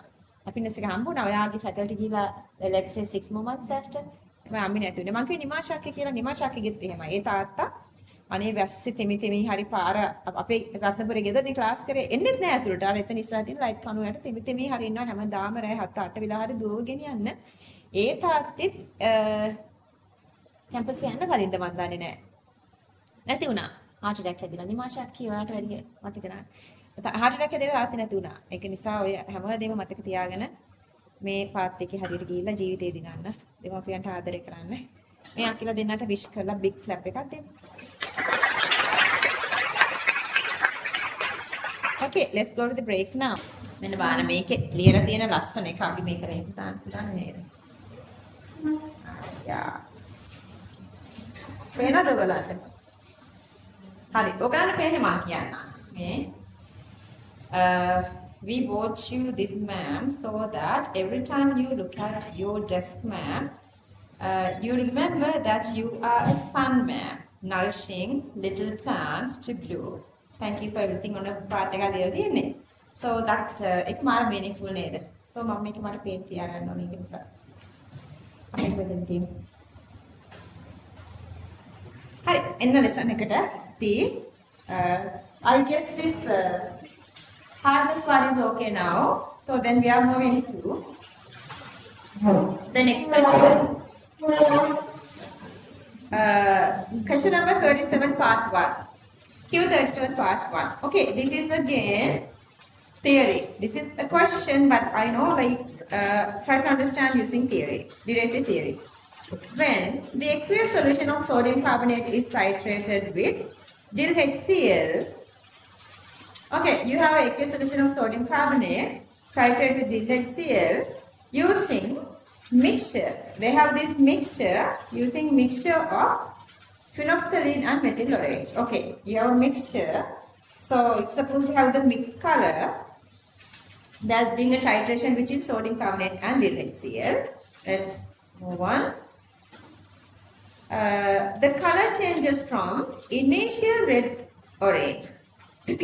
So the initial color is a red orange color. That color comes with what? That is the mid color of phenolphthalein and methyl orange. Phenolphthalein, methyl orange together is supposed to give this color. What they put the seriously. Ask Manjula to do something. Then this is the initial color. This is the initial color. Initial color then turns to orange and then to red on further titration. So the initial color was there. During titration, it became orange and then turned red. Titrating with dil HCl. They want us to explain this color change with respect to reactions happening here. They say both these react independently of each other, act independently of each other, methyl orange and phenolphthalein. Okay, so initially you have both these. Sodium. Initially in the medium you have sodium carbonate, and okay, I'll talk about the paper later. Sodium carbonate, and that is strongly basic. What is the pH? 11 point. If it is 0.1, 11.66. 11.66. Let's say it's above 11. Okay, above 11. So that it is strongly basic. So that methyl orange shows its basic color, orange color. Phenolphthalein shows its basic color, pink color. So orange plus pink together, that's why they are showing the initial mixture color is red orange, red orange. Then they say, when they do the titration, HCl, so the color goes from red orange to orange. Red orange to orange. Let's see what happened here. When you are adding sodium carbonate, to the sodium carbonate when you are adding HCl, this is converting to sodium carbonate plus HCl. This is just converting to sodium bicarbonate. So this is partial neutralization. Once it converts to sodium bicarbonate, there is no more reaction with phenolphthalein.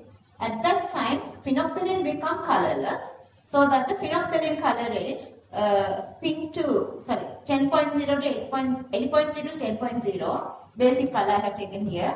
This is the acidic color 8.3. Once the pH reach less than 10, the color become colorless, so that phenolphthalein is colorless now. So the phenolphthalein now is colorless. If the phenolphthalein is colorless, you remain only this orange color of methyl orange, so that the medium is orange. Now you have sodium bicarbonate. What is the exact pH? It is 0.1. 9.66, if you remember 9.6. Let's say as general 9.5. Now you have only the sodium bicarbonate. Now you add more and more HCl. Now the pH become less than 3 because now sodium bicarbonate fully neutralization to 0 to NH2O. Now the pH is less than 3. When the pH is less than 3, this orange color cannot exist anymore, cannot maintain anymore. This orange color become red. Orange color become red. So orange at higher pH above 4.4, when it is below 3, 3.1, so this is become red. And this colorless color is just maintaining. Clear? ඉස්සෙල්ලා ඔක තේරුම් අරගෙන ඊට පස්සේ ඕකෙන් තියෙන question එක අපි කරගන්න. හරි. ඔක තමයි ලියන්න තියෙන්නේ. Copy this. Do you want me to explain this again? Anybody raise your hand? එහෙම වෙන්න බෑ. ඔයගොල්ලෝ හැමෝටම හොඳට උරුවට යනවා වෙන්න බෑ. මට හිතෙනවා ඔයගොල්ලෝ සද්ද නැතුව ඉන්නවා කියලා. එහෙම වෙන්න බෑ. Anybody who want me to explain again? Okay, copy this then. Yeah, Senru. Senru. See, which part do you feel like uneasy? Hang in, everybody. Where were you feeling like uneasy? Last part. Okay, Baba. Initially, pH is above 11 because we have sodium carbonate. Sodium carbonate is. Bye, Donnie. Thank you for coming. Sodium carbonate is now partially neutralized into sodium bicarbonate. Again, when you add excess HCl, it is totally neutralized into CO2H2O. And the pH here is 11, let's say 11.5. And here it's 9.5 and here it's 3. Understood? Okay. Let's say we have only phenolphthalein. Only phenolphthalein. Then what is the color change? So this mixture is pink. And here it's colorless. So the color change goes from pink to colorless when you are going from sodium carbonate to sodium bicarbonate. Then this is nothing for phenolphthalein. Nothing happens here. So that this is just maintaining. This is just maintaining. That's all. So when it comes to methyl orange, this doesn't do anything here for methyl orange. Understood? So the methyl orange is just maintaining its orange color from here to here. And from here to here, methyl orange goes from orange to red. That's because sodium carbonate is going to CO2 and H2O. At this time, the pH of methyl orange is 4.4, above 4.4. When this is become less than 3.1, then you are seeing its red color. So that is the color difference you see here. Then the playing with the color, here you have both orange plus pink, so it's red orange. But here, pink become colorless. You don't have that. So that you are only maintaining this orange color. So it's orange. So that from here to here, orange converts to red. So that you are only maintaining this orange to red. Understood? Okay, copy this. Everybody, anybody else? Okay, copy this. You want to write with me, otherwise you can copy this down. Phenolphthalein is pink / red. Phenolphthalein is pink / red in basic medium. Colorless in acidic medium.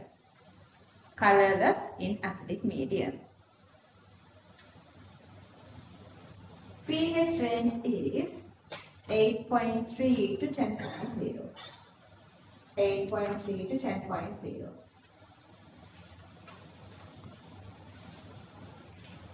Methyl orange is yellow / orange in basic medium. ඔයගොල්ලන්ට පේනවද colours වල choose එකේ වෙනස්කම් තියෙනවා but A equation එක දැන් විදිහට ගන්න. රෙඩ් පැත්තට යන්න ඕනේ ඇසිඩික් වෙද්දී. Methyl orange is yellow or orange in basic medium. Red pink in acidic medium. We have to get these are marking scheme, okay? pH range is 3.1 to 4.4. pH range is 3.1 to 4.4.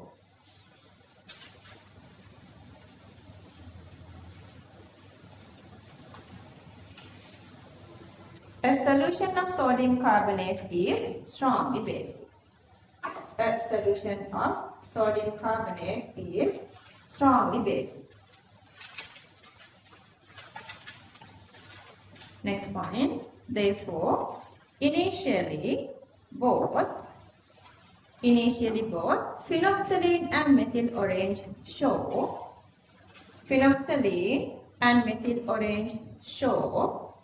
their basic colors.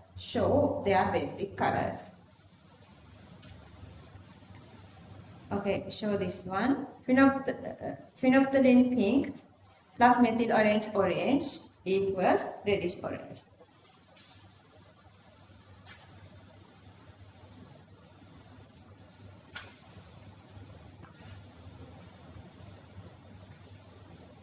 Next point. When titrate with HCl,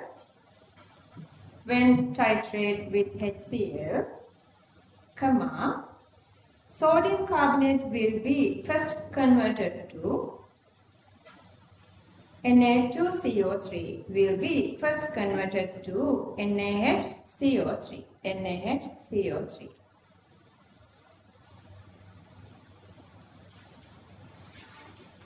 Okay, copy the equation.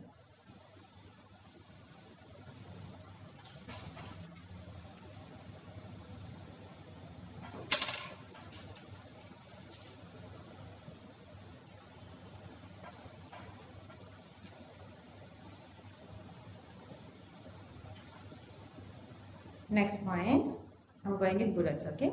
At this stage, phenolphthalein changes its color from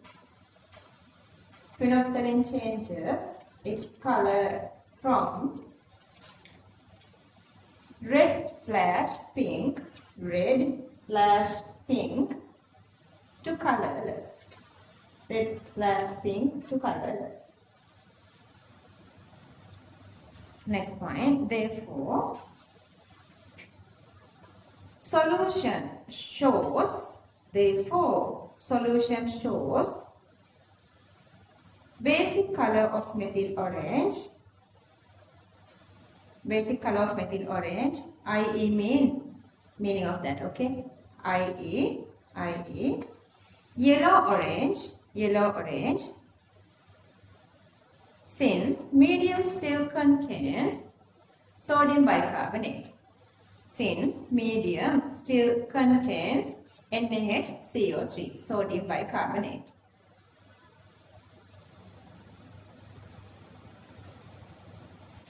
Next point.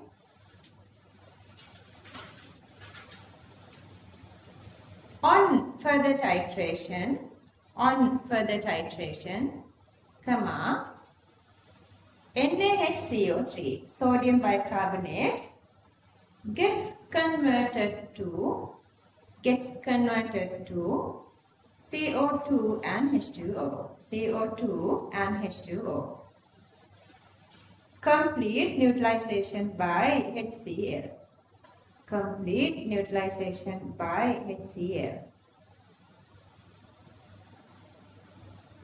Copy the equation.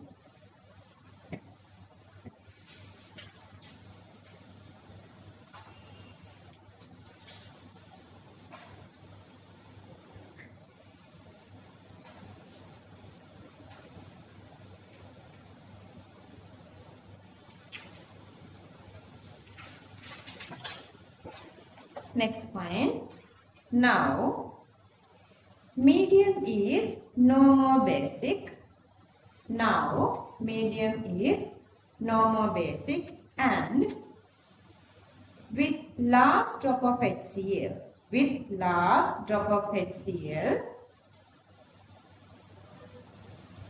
and with formed CO2, comma, medium becomes acidic, and so that shows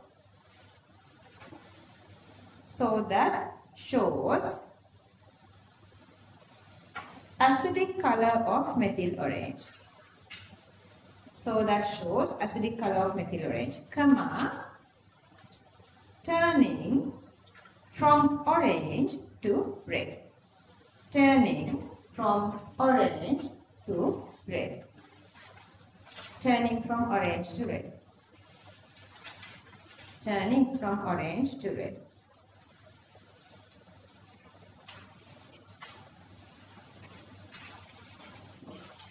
Okay, we have the mixture here.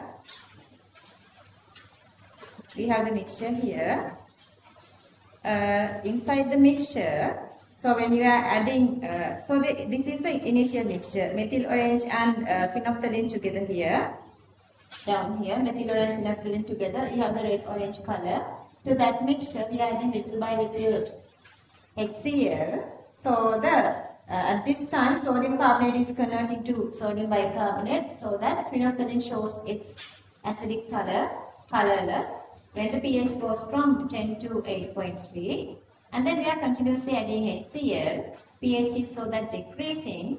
When it comes to below 4.4 or when it is above below 3.1, so now at this time, at this pH, sodium bicarbonate is fully neutralizing to CO2H2. One of the medium is acidic, pH is less than 3, so that yellow orange of methyl orange goes to red. So this is the first endpoint and this is the second endpoint. So the phenolphthalein neutralizing here, methyl orange, the complete neutralization of sodium bicarbonate happens here. Then this point is here, yellow orange. This point is the yellow orange point and this is the red point. Understood? Okay, copy this. You don't want this for exam, this is for your practice, okay? Okay, just name y-axis pH, x-axis VHCl.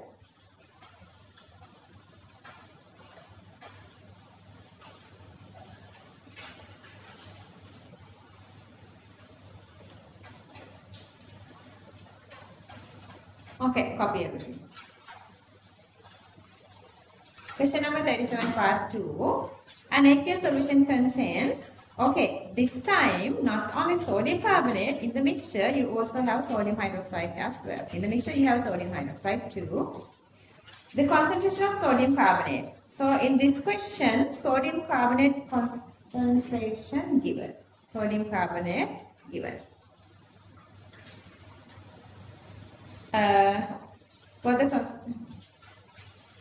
To this mixture, they are passing CO2 gas, 25 cubic centimeter of the mixture, and the mixture has both phenolphthalein and methyl orange in the presence. So in the medium, now you have sodium hydroxide, sodium carbonate, methyl orange, and phenolphthalein. Then they say indicators are together. Color changes from mean this is the initial reddish orange, then to orange. Then solution titrates with 0.5 mHCl. So the remaining solution titrates with 0.5 mHCl until the end point goes from orange. Now reddish orange to orange, and then from reddish orange to orange, and then from that orange to red. That is the methyl orange, orange to red. Obtained volume of HCl is 28.0. 0.5 m 28 CV is there. They want us to calculate the sodium hydroxide in original solution. Okay, so this is a condition. Initially, the mixture has both sodium carbonate and sodium hydroxide, but you know only the sodium carbonate concentration, you don't know the sodium hydroxide concentration. Phenolphthalein shows its basic color pink. Methyl orange shows its basic color orange, so that the color becomes red orange. To that you are taking 25 cubic centimeter of the solution out, and with that you are passing CO2. Then you guys know these reactions. See, remember the lime water test, calcium hydroxide reacting with carbon dioxide to make calcium carbonate. When you are passing prolonged exposure to this sodium carbon dioxide, this is converted to sodium bicarbonate. So that this sodium bicarbonate, if you pass carbon dioxide continuously, that is converted to sodium bicarbonate. These two other reactions. So at the end of the day, sodium bicarbonate is converted to sodium carbonate converted to sodium bicarbonate. Sodium hydroxide is also converting to sodium bicarbonate. That is what happening here when you are passing carbon dioxide. So now in the medium, when you are passing carbon dioxide, now in the medium you have only sodium bicarbonate. Now this is done. Now phenolphthalein is done. See, pink to colorless. So now you maintain only this orange color of methyl orange. Orange color of methyl orange. I didn't write everything here because we did last question. So that now the orange one, they are titrating with HCl. You're adding HCl. Now this is going with the complete neutralization. Sodium hydroxide doesn't do anything, it's already done. Sodium hydroxide also becomes sodium bicarbonate, okay? Or the sodium carbonate, sodium hydroxide existing as sodium bicarbonate. Now it is going through this complete neutralization. At this time, orange to red, basic to acidic. So since this is totally neutralizing, this is acidic, so it is showing this. Only the methyl orange color, methyl orange red color. This color is this color. Clear? Knowing this, we can calculate this. Knowing this, we can find how much sodium bicarbonate release here from sodium carbonate. Knowing that, knowing the difference, we can find how much HCl using for sodium bicarbonate. From that, we can find that sodium bicarbonate made by initial sodium hydroxide, so that we can find sodium hydroxide number of moles and then concentration. So far, is it clear? Okay, so both sodium hydroxide and sodium carbonate combine with carbon dioxide to form sodium bicarbonate independently. These two are the reactions. Sodium carbonate is to sodium bicarbonate 1:2. Sodium hydroxide to sodium bicarbonate 2:2 mean 1:1. So this is become 1:1. So whatever it is, the total amount of this sodium bicarbonate together is here. Sodium bicarbonate from both equation 1 and 2. So these two are the equation number 1 and 2. React with HCl. These two are reacting with HCl to go through this reaction. So total sodium, they were given the sodium carbonate CV 0.08 into 25. So the total sodium carbonate is this. And the equation number 1 gives the stoichiometric ratio is 1:2. So that sodium bicarbonate came through that sodium carbonate is twice of that. And that is 4 into 10 to the power minus 3. But total HCl reacted 0.5 into 28, 14. And so that sodium bicarbonate to HCl 1:1. So that the sodium bicarbonate total also equals to the same. This same. CV of HCl equals to number of moles of sodium bicarbonate, because the stoichiometry here is 1:1. Okay, so this is the sodium bicarbonate total. And then the sodium bicarbonate came from sodium carbonate is this one. So that difference is the sodium hydroxide. Difference is the sodium bicarbonate used for sodium hydroxide. And that is this amount. Sodium bicarbonate came from sodium hydroxide, and the stoichiometry is 2:1, 1:1, 2:2 mean 1:1. So it is same. Number of moles of sodium hydroxide same. Initially they were taken 25 cubic centimeter. Number of moles divided by volume is the concentration. Understood? Maker. What a couple here then. Maker.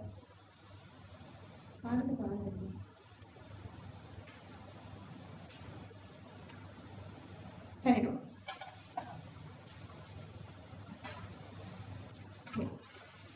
Canada. In the initial mixture, we have both what? Sodium hydroxide and sodium carbonate. What do we know? They were given the concentration of sodium carbonate. Then in the medium, what are the indicators?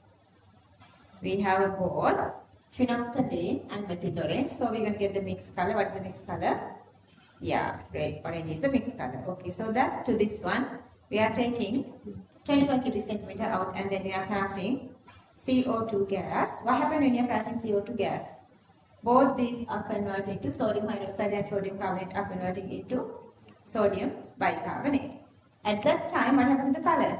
Because this is now empty, phenolphthalein disappearing, because color is phenolphthalein now colorless. So that we only see this methyl orange, orange color, methyl orange, orange color. Then to this we are adding 0.5 mHCl 28. At that time, This doesn't do anything phenolphthalein, but methyl orange goes from orange to red because now the reaction is sodium bicarbonate goes to CO2 H2O and this here I have written NaCl. I don't know how I've done that. Anyway, here we are adding the when we are adding HCl, excess drop of HCl is also adding. So anyway, now this is basic, sorry, acidic. So the color is red. Color is red. Okay, so then the calculation. So independently these two are making sodium bicarbonate. Both sodium bicarbonate reacts with HCl. So that knowing the HCl amount, we can find out how much sodium bicarbonate, and then from that sodium initial sodium carbonate concentration, we can find how much sodium bicarbonate came from sodium carbonate, and that is this. If you know the total here with the HCl, if you subtract from the total, sodium bicarbonate came from sodium carbonate, the remaining is the sodium bicarbonate came from sodium hydroxide. But here the sodium hydroxide is to sodium bicarbonate is 1:1. This is 1:1. So the same number of moles of sodium bicarbonate equals same number of moles of sodium hydroxide. That number of moles divided by the volume is the concentration. Clear? Okay. මේකේ එහෙමනම් අපි මෙතන මේකේ කලින් එකේ දු මට මෙතන දාලා මතක් කරේ මෙතනත් HCl වෙන්න ඕන කියලා මෙතනත් NaCl කරගන්න නැත්නම් පැටලෙනවා තමයි. ඔයගොල්ලෝ යන්න මේ question එකේ first part එකට. Question number 37 part 1. ඒකනේ මම කියුවේ answer 37 part 1. නැත්නම් confusing එතන. CO2 H2O මෙතන දාගන්න ඕනේ NaCl. Make NaCl karagam. But if you get the idea, that's okay. Like HCl also make it NaCl. NaCl. Okay. Copy this now.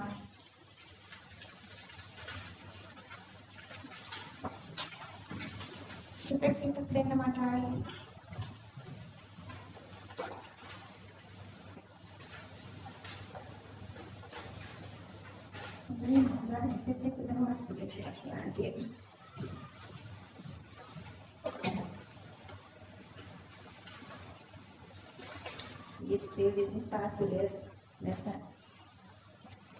I'm not going to read this, just copy it up, down everything. Copy down everything.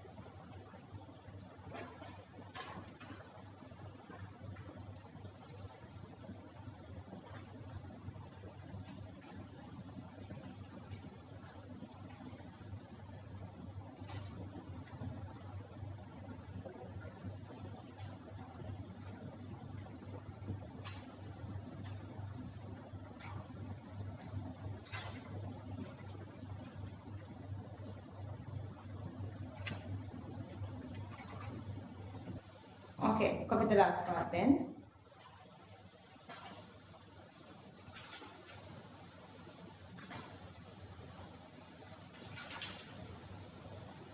Okay.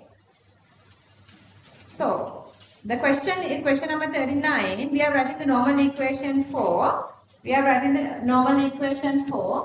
salt dissociation and the equilibrium equation for acid because it's a weak acid. we need the salt concentration and this acid concentration. We just need to show this one actually. We just need to show this one. Otherwise, we have these two concentration. We can substitute and get the answer. But I want you guys to go through this to derive this one. That's why we are doing this one. So this is fully dissociating. Same amount of acid will come. This is partially dissociating. 0.01 minus x. This is x, but this 0.01 gets here. Write the Ka expression. Get the minus of 10 of that. Then get the pH expression, then you just need to substitute these values, find the pKa here, do the substitution, do the approximation, Oswald dilution law or Henderson assumptions, then you get here 0.01 minus 0.1 become divided, okay, 10 power minus 1, so you can get the answer very easily. Then මට ඔය විදිහට මට කියන්නකෝ ඇයි මේවා කරේ නැත්තේ කියලා. Okay, copy this.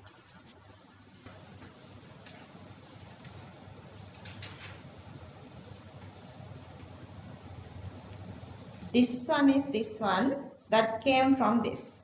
Okay. Okay, copy the last little part. There are two options. Either no, that one happened. Okay, there are two options. If you are not studying enough boys, two options. You can marry a rich, educated woman and ask her to go to work and earn money and feed and nurture you and kids. So you guys can be the house husband.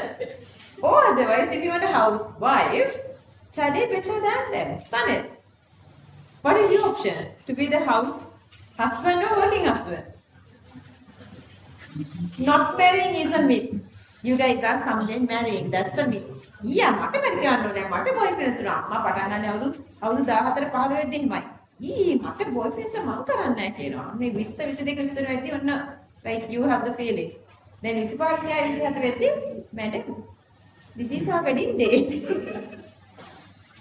සමහරට මේ මරා ගන්න දෙනවා කියන්නේ.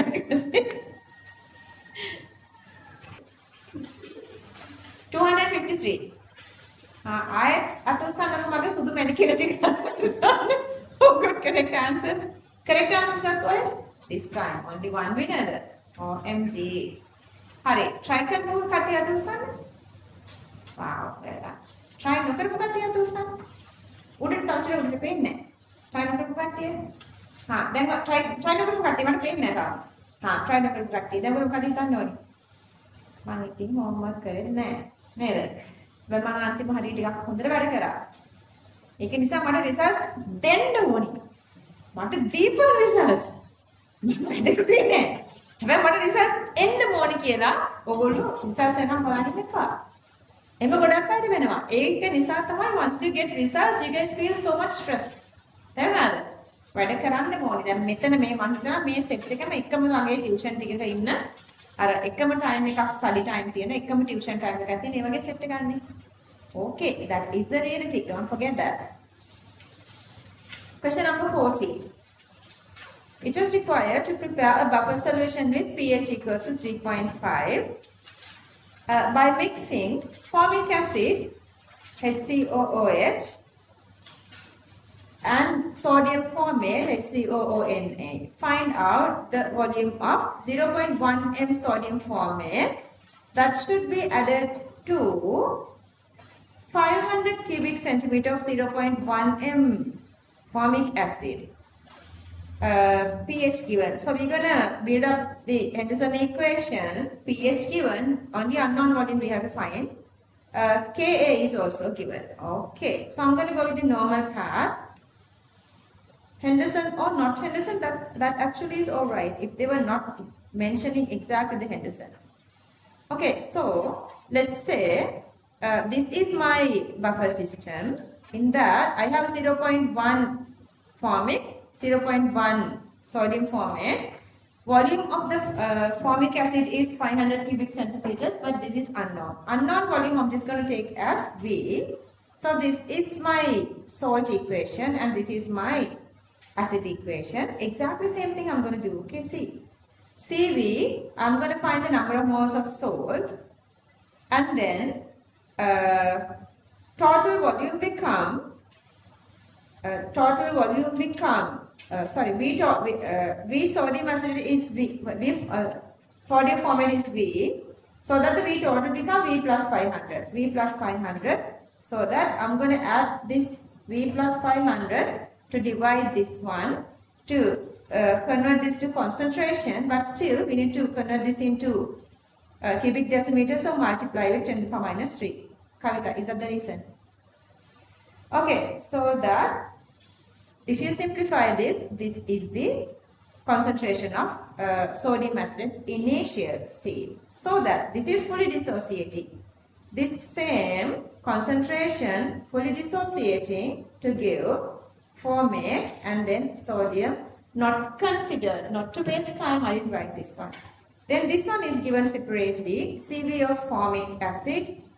Then again that CV is the number of moles divided by the total volume is V plus 500. I'm going to divide by V plus 500. Total volume we already calculated. I'm divided by that. Multiply with 10 minus 3 to convert this into cubic decimeter. So I get here, if you cancel off these two, you are getting initial concentration of formic acid and then X amount is dissociating. This is the number of moles. Number of moles. Okay, sorry, number of moles. So that X amount is dissociating, so that this number of moles is this initial number of moles. Let's say X dissociating, X of this format. This one we don't talk about. We're going to find this H plus concentration, okay? And then in the medium we already have this format, and that's supposed to come here. Exactly same rules, same principles. මේකේ මම ගිහිල්ලා තියන්නේ හෙන්ඩර්සන් දාලා නෙවෙයි. මම දෙකම ගන්න තියනද? නෑ. මේකේ මම ගිහිල්ලා තියන්නේ හෙන්ඩර්සන් දාලා නෙවෙයි. So anyway, let's write the Ka expression for the acid. For the acid, I'm writing the Ka expression. Formate H plus and formic acid. And then this is the formate concentration. And that is this one. Formate concentration. This whole thingy.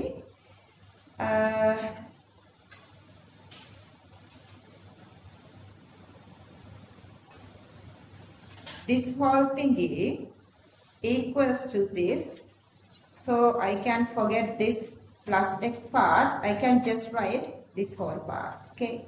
And then the other side I have formic acid concentration, and that is this one, and that is this one. Again, go with the simplification here, the assumption here. X is negligible, so without X you can write this one, so I'm going to substitute only this part there. And then do that substitution. pH equals to,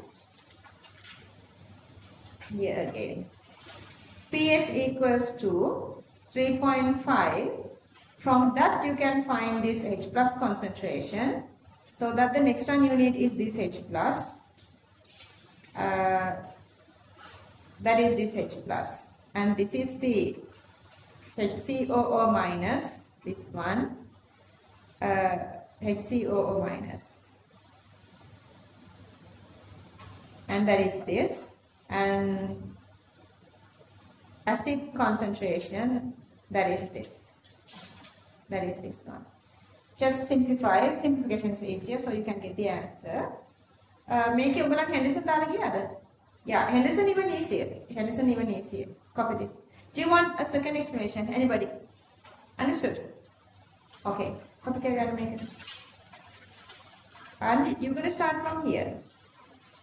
This is my system. This is my system. Start from here. This is my system. Formate, sodium formate, formic acid. Concentration given, volume 500, volume B. That B is I'm maintaining here. Do you have any mistake? Baba? Rounding off. Karaddi? Kochar insa karaddi? 200 dawe? Oh, marks තියෙන්නේ බරි 90. So that is the only difference. That's okay. 250 is okay.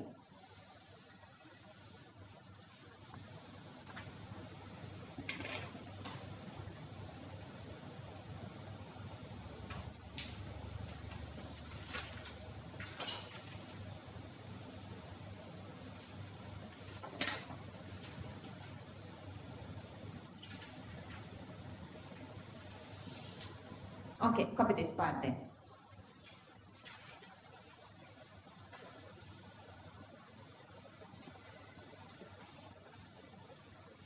Okay, the final answer here. Anybody else got 250? That's again correct. Not only Kavita. Only two did this question correctly. Maharani, what is the method you use? This one or the Henderson? Ah, good. Finish. Christmas parties කරනවා abroad එකකට huge Christmas trees හදලා කෑම ගොඩාක් හදලා Christmas කරනවා Halloween කරනවා Easter කරනවා Easter සකටන Easter eggs hiding කියන එහෙම ඉස්සර අපේ දැන් ඉවර වෙලා අපි faculty එකට ආයේ යද්දි ඒකේ supervisor හරි cool Wendy Hutchins කියලා එයා මේ eggs hide කරලා තියෙනවා චූටි pouches වල eggs hide කරලා තියෙනවා lab එක ASCII competition එකක් ඉතින් හැමෝම ගිහලා අර මොළු වල හොයන්න ඕනි eggs හොයාගන්න.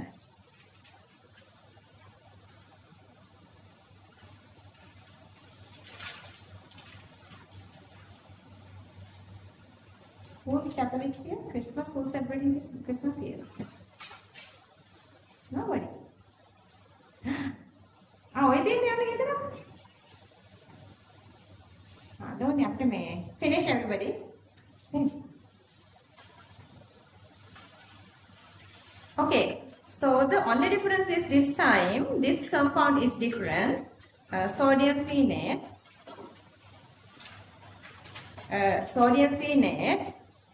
going to this, sodium carboxylate, then carboxylate and sodium.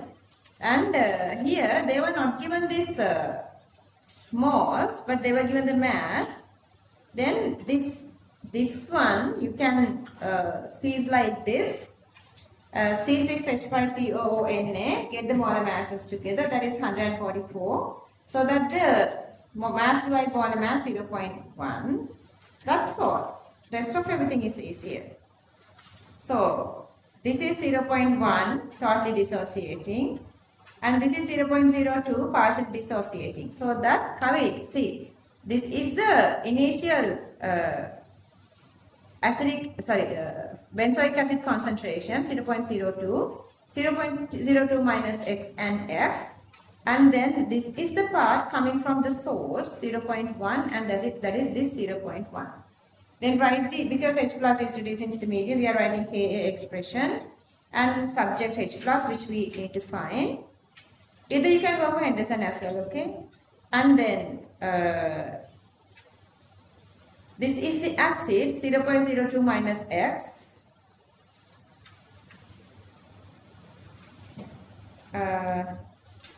This is the base 0.01 minus X.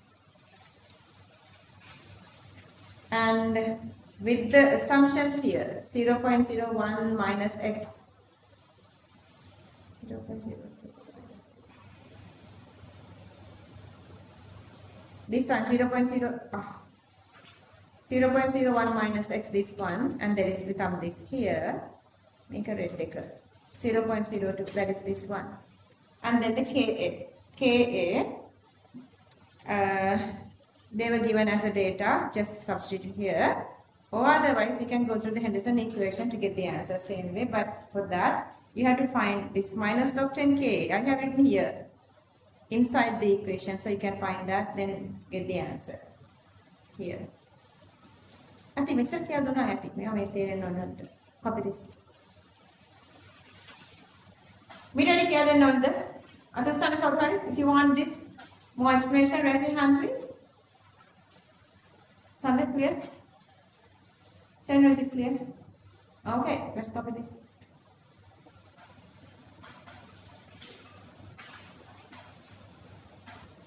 Copy the rest.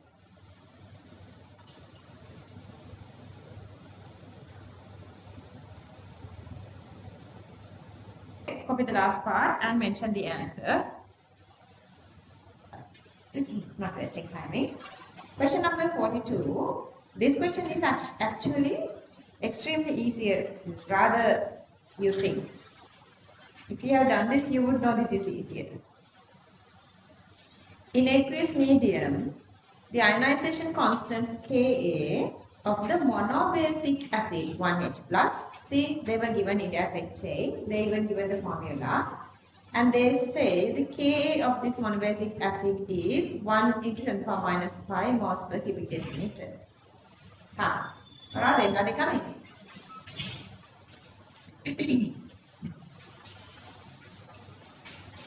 Okay. That's the only data they were given. Calculate the pH of the 0.1 m aqueous solution of HAC. These are exam questions. How is that question? Derive the relationship. Okay, we're going to write the Ka expression, then derive this one, and then using that, they want us to find this connection between HA and A minus. Sorry, that is the second one, and then the third one, pH of the HA solution. The pH of the HA solution, which the initial concentration of 0.1 m is maintained at 4 by the addition of an appropriate quantity of a soluble base. Calculate HA aqueous and A minus aqueous in this case. So you need, like, there are two unknowns, so that you need simultaneous equations. Using the relationship, then using that. Okay, let's go one by one with this question because the question is a little longer. Anyway, so initially they were given, the very first question I'm going to go with. The very first part, given that Ka equals to 1 into 10 minus 5 m. Initial concentration is 0.1. They are asking pH of that mixture. This is just the normal way that we are finding. Just started. Question number 42. We are finding the pH of any weak acid. How do we do that? Ka is given. So you are writing this initial, see the question number 21, you can write that there, okay? That's the refer question number 21. So this is a normal equation, the dissociation. Initial concentration is 0.1.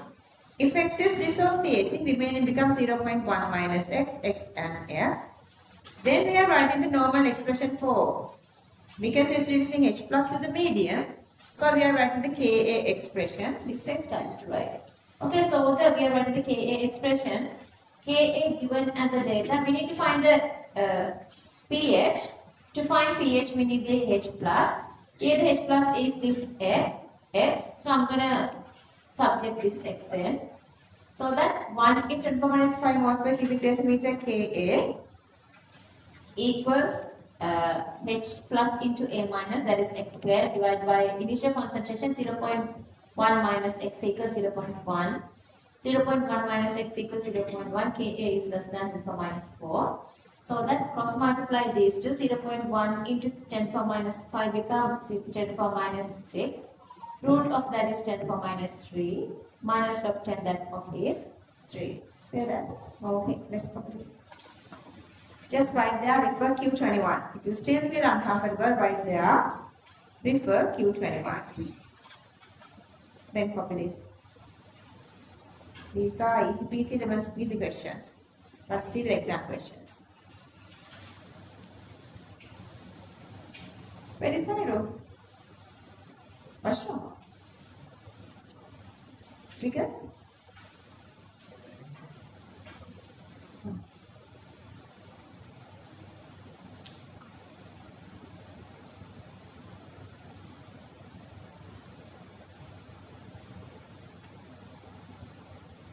The second part answer, they want us to derive this HA divide A minus.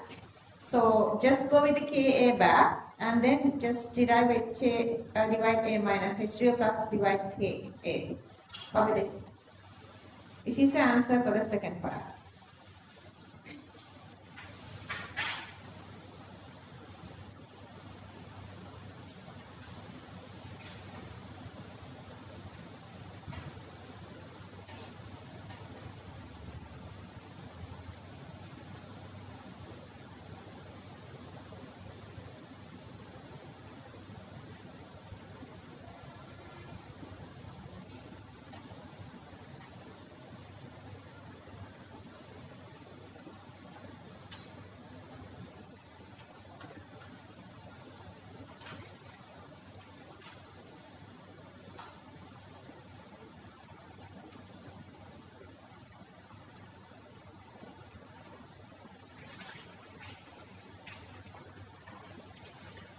part 3.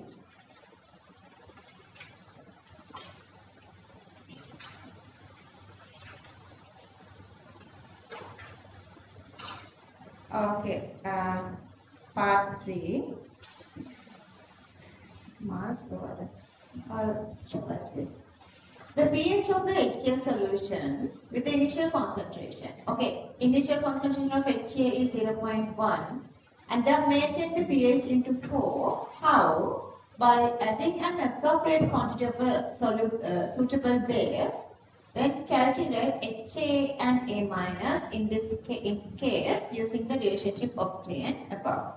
Okay, so using this relationship, we're going to find out this HA and A minus. Okay.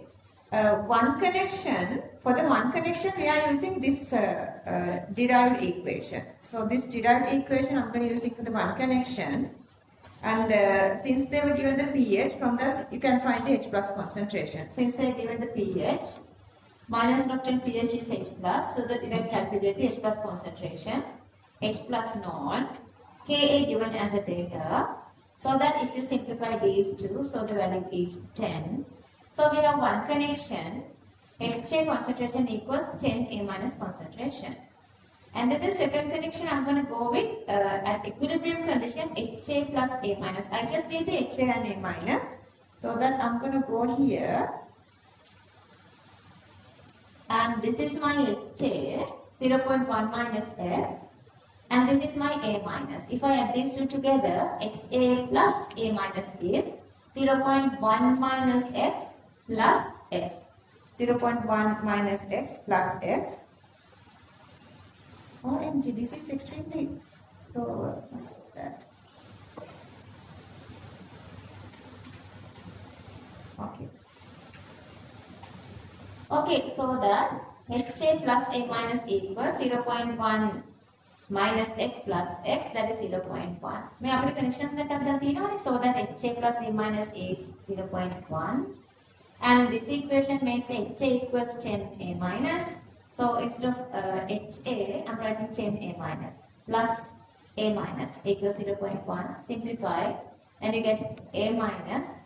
And then if you multiply A minus by 10, that's HA. So that is HA. A minus and HA. Do you want my explanation? These values are marks that they were given for this question. These pink values are marks. Okay, copy this. Copy this.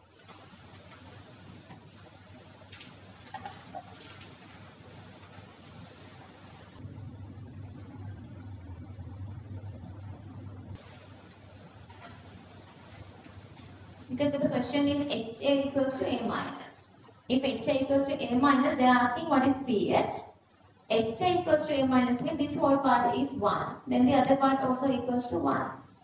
If this equals to 1, cross multiply, H plus equals to Ka. Minus of 10 of 10 to the power minus 5, H plus equals to 5. Copy this. Buffer solution. Buffer solution, but here I'm not going to go with this Henderson equation. The reason is I can get the answer using this one. They are asking the H2 plus again. Okay, so they were mixing sodium hydroxide and HA. Concentrations CV given of both.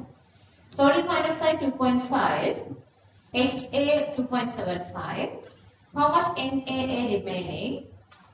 This is the dividing factor. Sodium hydroxide fully using. So the difference, 2.5 in 10 power minus 3 remaining means 0.2.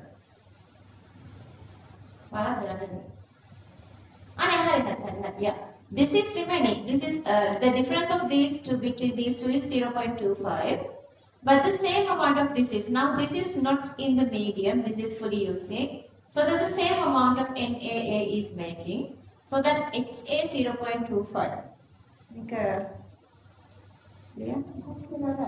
Like HA, this one, NaA, this one. Okay.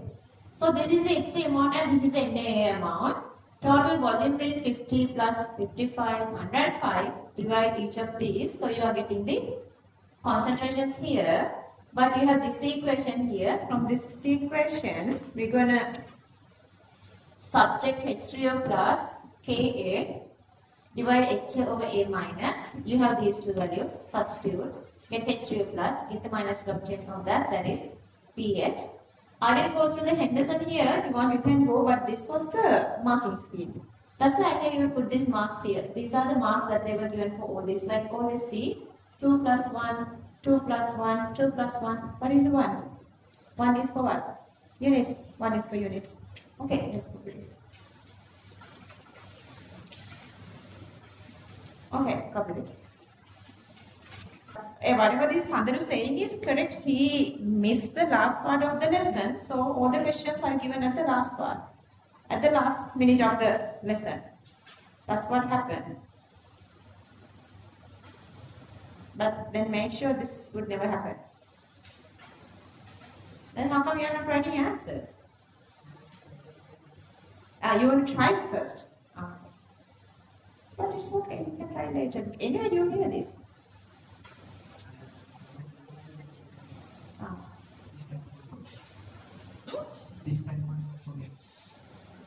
It's okay, it's okay. Because not me, it's Sahan's size taking it. Don't worry. Unnecessary educating ප්‍රශ්නයක් වෙනවා කියන්නේ ඔයාලට control feelings control කරන්න, you don't know how to control your feelings. නේද? තාර්ෂි පොඩ්ඩක් හොයලා බලලා මට report එකක් දෙන්න පුළුවන්ද? Can you investigate on Sanet? Because he was working really good earlier.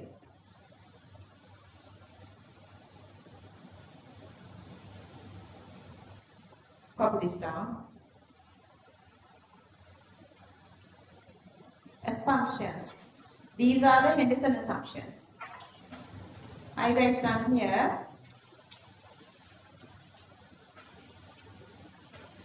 HA and A minus concentrations after reactions are nearly equal to their equilibrium concentrations. Therefore, the dissociated amount of acid HA is neglected. Hence, A minus formed by dissociation of acid is neglected. That's the Henderson assumption. Nogalanta scratch කරන්නේ. Scratch ලියන්න කොඩක් හම්බුණා. ඒ වන්ට like එච්චර රොයින් උනේ. නම නටලාද? මේක ටිකයි ගරුනේ. කොහොම පොඩ ටිකක් එක දෙන්න. දැන් තමයි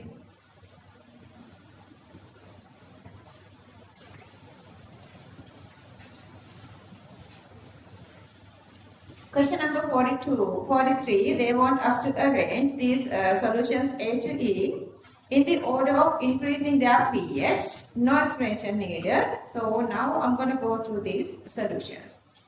Okay, the very first one, fresh distilled water, and they were stop worried that's to avoid that dissolution of carbon dioxide. So what is the pH here? 7. pH is 7.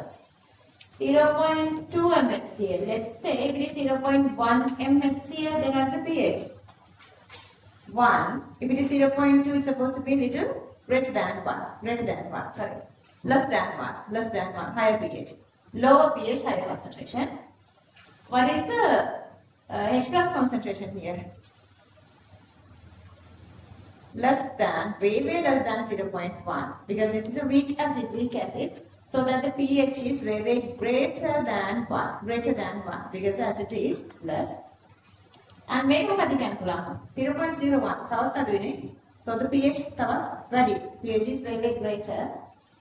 Make a 0.1 m. Same concentration. See the same concentration. You have the mixture of acid and salt. What is this? Weak acid and its sort of strong base. What is this? Buffer. This is a buffer solution. ඔය පහනේ අහලා තියෙන්නේ.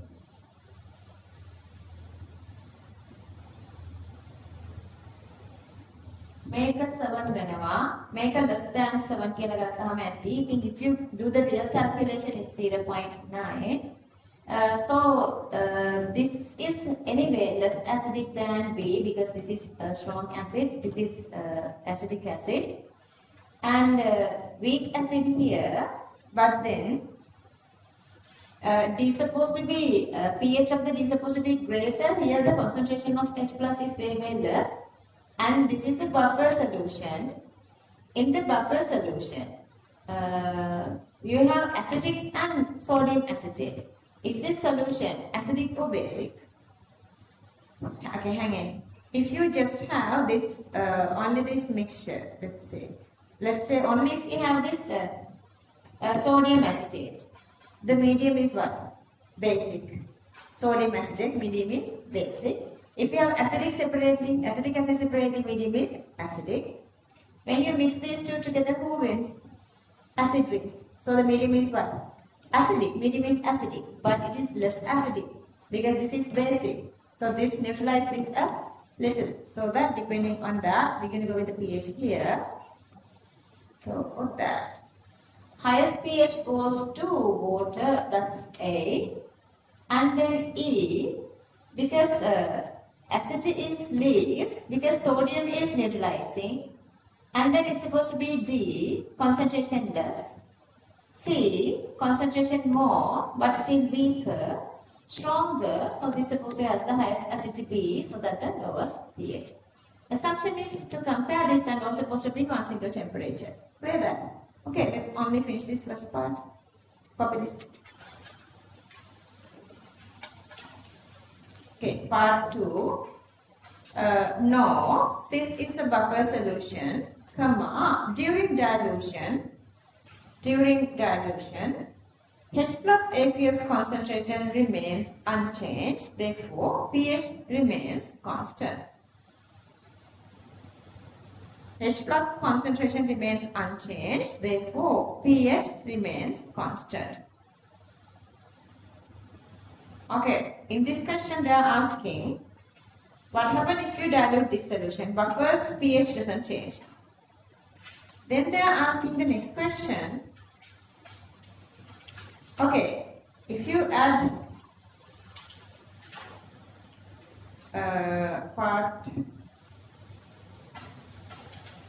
if you add HC a little amount to EOF, let's compare E and F. E 0.1 m both same 0.1 m acetic, and then here this is 0. Same sodium acetate, again that's same, we can forget that, but here the difference comes, this is 0.1, this is 0.05. Okay, acetate, this acetate CH3CO minus gets away with H plus. To remove the H plus that we add externally, so when the acetate concentration is greater, buffering is greater. Understood? Clear that? Okay, so let's write that. So the question is, they are asking when we add HCl, who's having the higher resistivity, that's solution A. Let's write E solution. E solution. And then they are asking why. Let's write. H plus concentration is governed by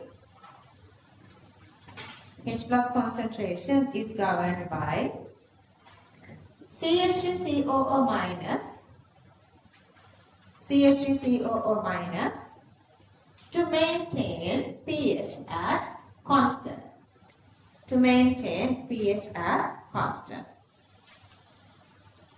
Full stop. The one which has higher CH3COO minus. The one which has higher CH3COO minus has the highest resistivity.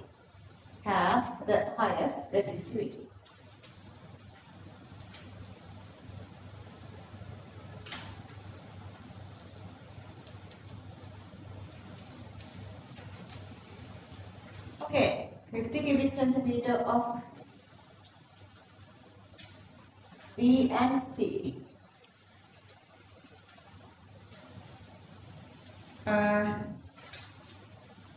B solution. That's the B solution.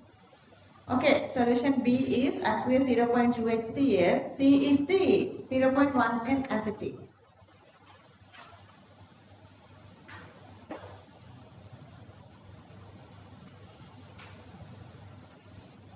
They are asking the new pH. How would you do that? How do you calculate pH? Because here, one is a strong acid, the other one is a weak acid. So, this is irrelevant then. B and C. C is irrelevant. This is just considering as a dilution. Clear that? Because when the weak one and stronger they are, strong one is always winning. Weaker part is, the dissociation is very, very weaker. Okay, so let's write there. Part 4. CH3COOH is a weak acid. Acidic is a weak acid. Therefore, H plus comes from it is negligible. H plus comes from it is negligible.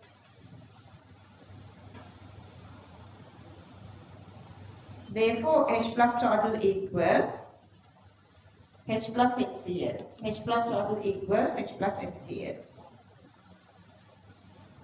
Therefore, new HCl equals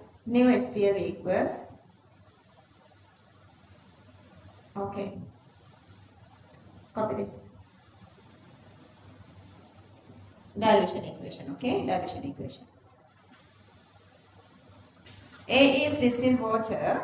When you expose to A, carbon dioxide is dissolving. So let's write pH of A decreases. Part 5, pH of A decreases.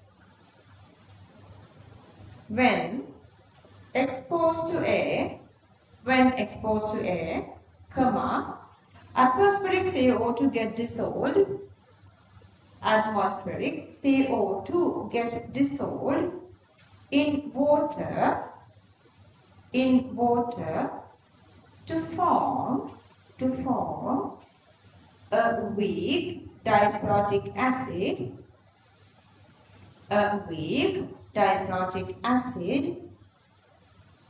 carbonic H2CO3, carbonic H2CO3.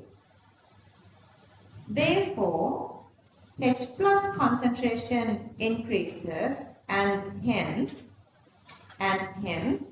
pH decreases. H plus concentration increases and hence pH decreases. And hence pH decreases. I කතන්දරයක් කියනවා G. This is G.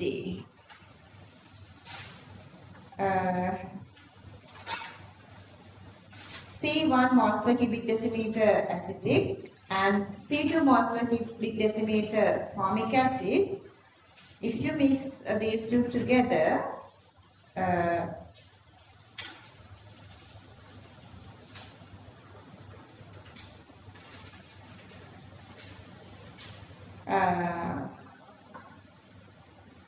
they want us to make an expression for the total H plus for that. මෙන්න මේකේ කරලා ඉවරලා මට කියන්න මේකෙන් පස්සේ අවුට් කියලා. මෙන්න මේක අහගෙන ඉඳලා මට කියන්න මේකේ අවුට් එක මොකක්ද කියලා. Okay, so that you have acidic, formic, C1 minus X, dissociation X and X, C2 minus X, dissociation Y and Y, K1, you can write that easily, K2. Let's say the dissociation is X and X, so X squared divides C1 minus X. Y here, Y squared divides C2 minus X. C1 minus X equals to C1, also dilution law. C2 minus Y equals to C2, same law. So that we can write K1 equals X squared divides C1, K2 equals Y squared divides C2. But this X is the H2 plus concentration. So K1 equals H plus concentration square value divided C1. H plus concentration square value divides C2. If I subject H plus aqueous square value equals K1 C1. Here that's become K2 C2. So that H plus square total equals these two together. To get the H plus aqueous, you're going to go with the root value of that. Clear that? මෙන්න මේ calculation එකේ මෙතෙන් එන part එකේ චුටි අවුලක් වගේ තේරෙනවා නම් තේන්න වද කියලා කියන්නේ other things are like real equilibrium. I guess okay. Here. So you are adding H pluses together. Okay.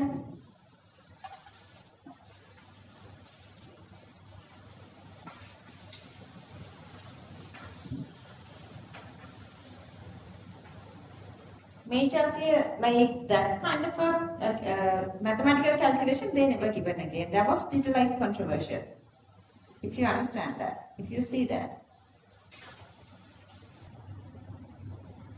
This is all of this down. Here, you can go like this.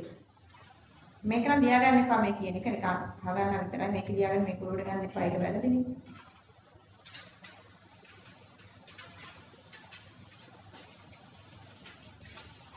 This is what is written.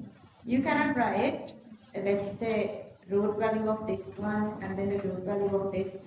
If you get the root of these two, you cannot write root k1c1 plus root k2c2 equals this. That's because here let's say the root 4 plus root 9 equals to what? Root 4 equals to 2. But root 9 equals to 3. Can you say 4 plus 9, then 4 plus 9 is 13. But this root 13 root value of 13 is not equals to 5. Understood? මෙතන 25 આવොත් මෙතන 5 එන්නේ.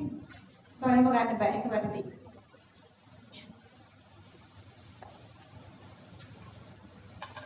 Finish. CO2 වලින් අපි inhaling වෙන්නේ නේද? අපේ respiration වලදී cells excretions with the CO2 gas. That CO2 gas dissolved in water to give bicarbonate. Reaction with K plus, that's H2CO3, that H2CO3 with K plus, that can give potassium bicarbonate. So we have HCO3 minus in the medium. And when we are adding a acid, what happened? When we add an acid, it is making H2CO3 carbonic acid, dissociation is weaker. If we add base, this H plus, that's why it is a must that you have H plus here. So H plus, that is getting away to make water and neutralizing OH minus, keep the pH of the blood constant.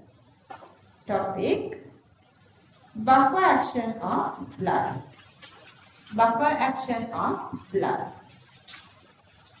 Buffer action of blood. Points.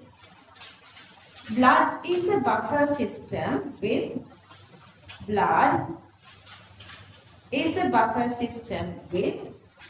pH equals to 7 points.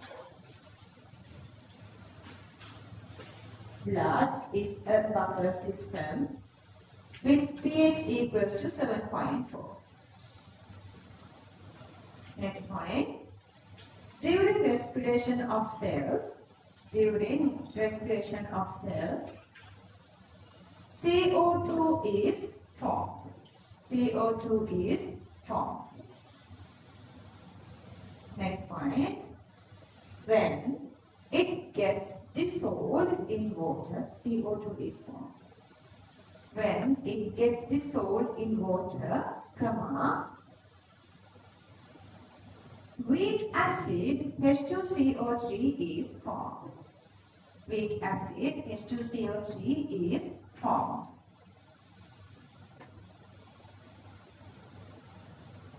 Next point. Cells consist sodium plus and K plus potassium plus ions which involve as messenger transmitters through neurons, how they transmit messages, which involve as messenger transmitters. Next point, when those combine with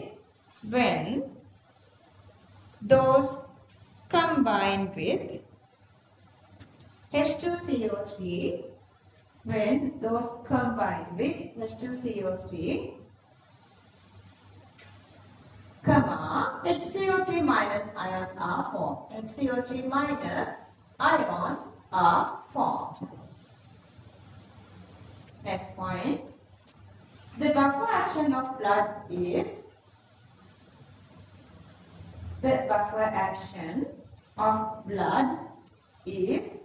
due to these HCO3 minus ions.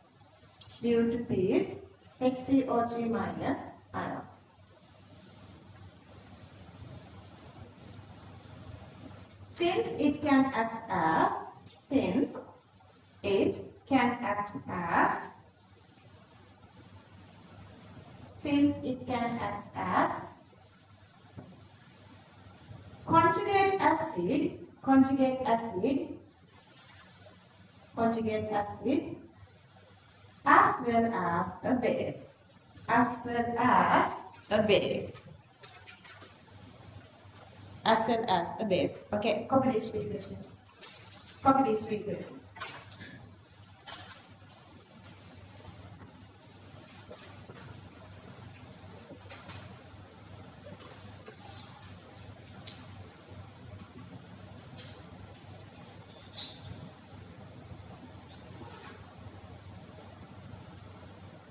Did you hold it?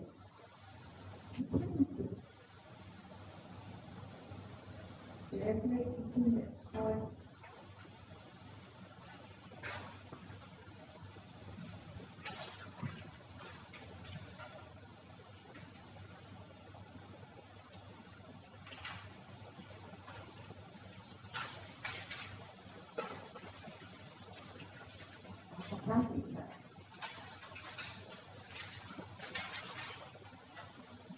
Next point, when small amount of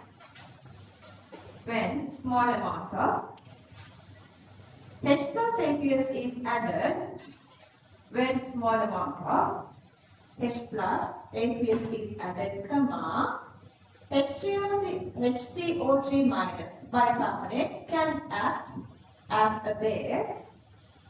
HCO3 minus can act as a base and combines with proton and combines with protons or H plus. Next point, therefore, H plus aqueous concentration remains constant. H plus aqueous concentration remains constant and pH won't change. pH won't change. Okay, copy this equation. Copy this equation.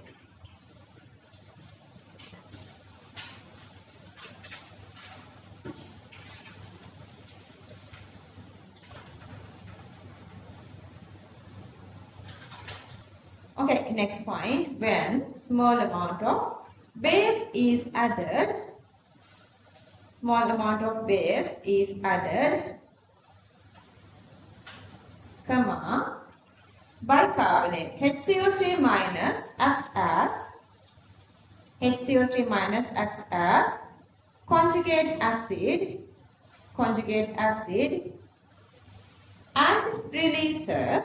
and releases a proton,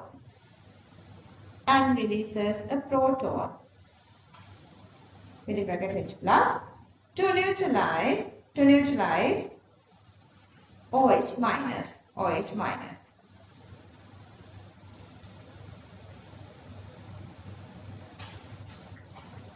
Next point, again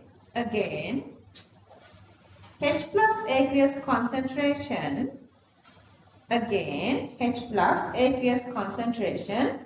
remains constant and pH won't change.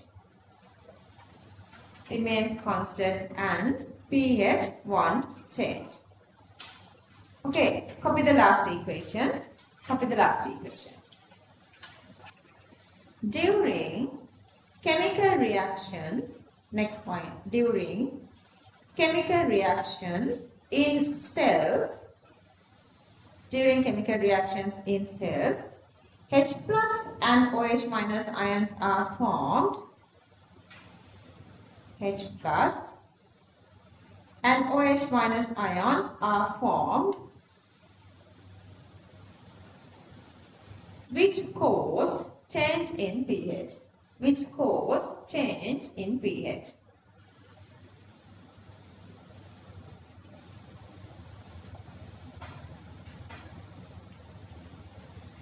Next point, even though a slight change in pH,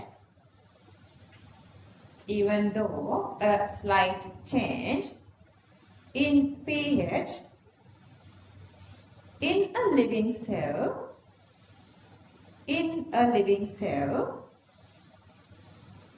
can cause a fatal situation.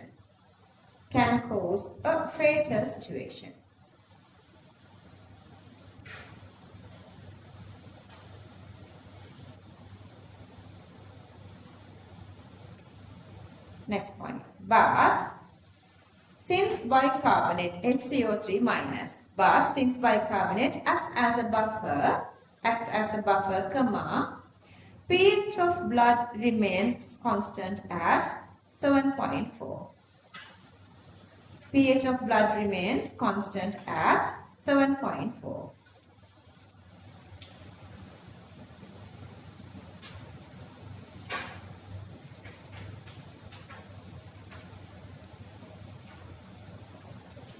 Next topic, buffer action of amino acids and proteins.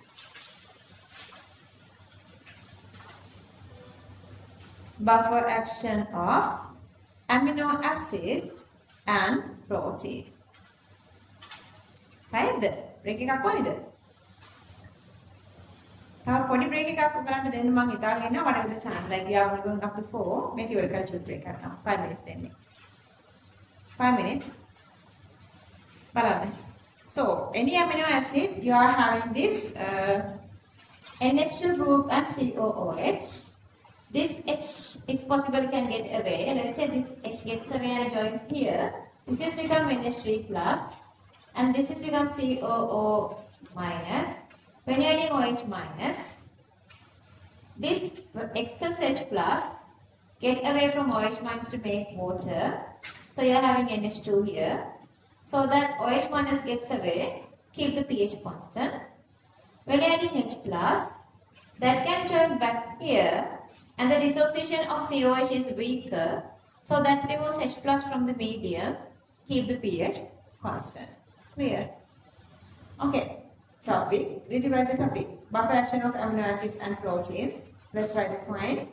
These contain dash mean the group, okay? NH2 group and COOH groups. NH2 and COOH groups. NH2 and COOH groups. Okay, main part එක ඉවර කරලා චූටි break එකක් දෙන්න. අතපයත් විදිනවා නේද සනේ? Okay. So I was thinking that you guys are ending the class today at 2. Then he was little scolding. You ළමයින්ට මෙච්චර really යන්න එපා කියලා. And I said, no, they are going up to 4. Then he was like, then okay. Applications of buffer systems. Applications of buffer systems. Applications of buffer systems. Number 1.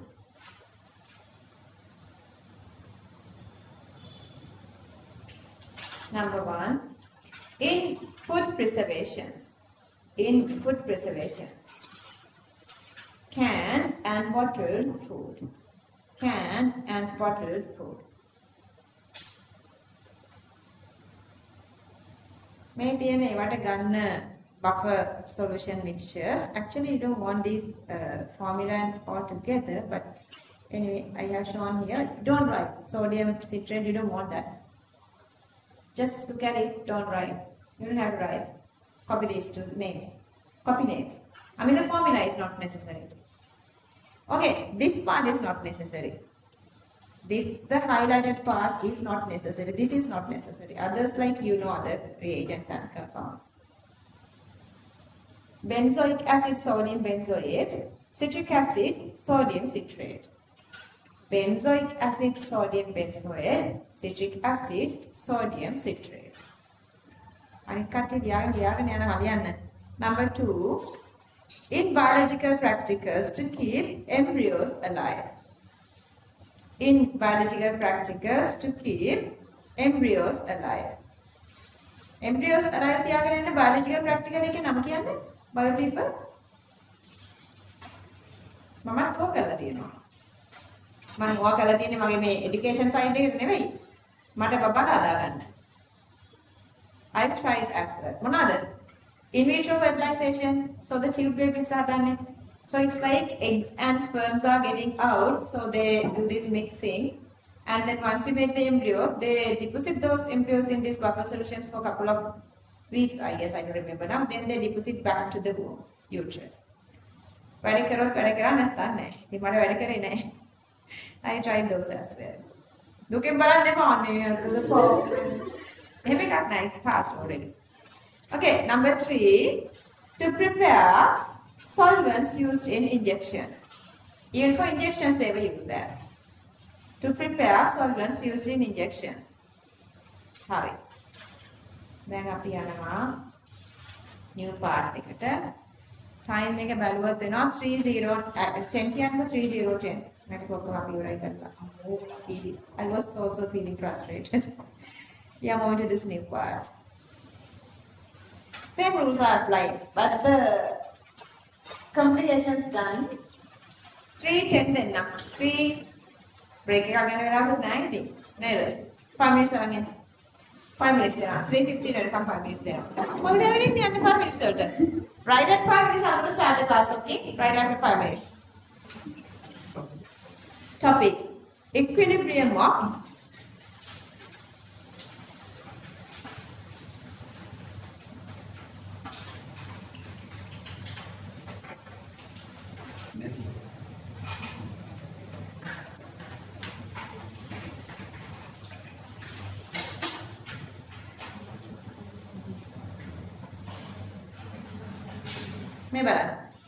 So once we started the ionic equilibrium, listen, once we started the ionic equilibrium, we divided ionic equilibrium into 2 parts. Ka done, Kb done, Kw done, Kin done, acid base. And then the last part of the ionic equilibrium is a sparingly soluble ionic compound. So let's call the topic equilibrium of sparingly soluble ionic compounds. Equilibrium of sparingly soluble ionic compounds.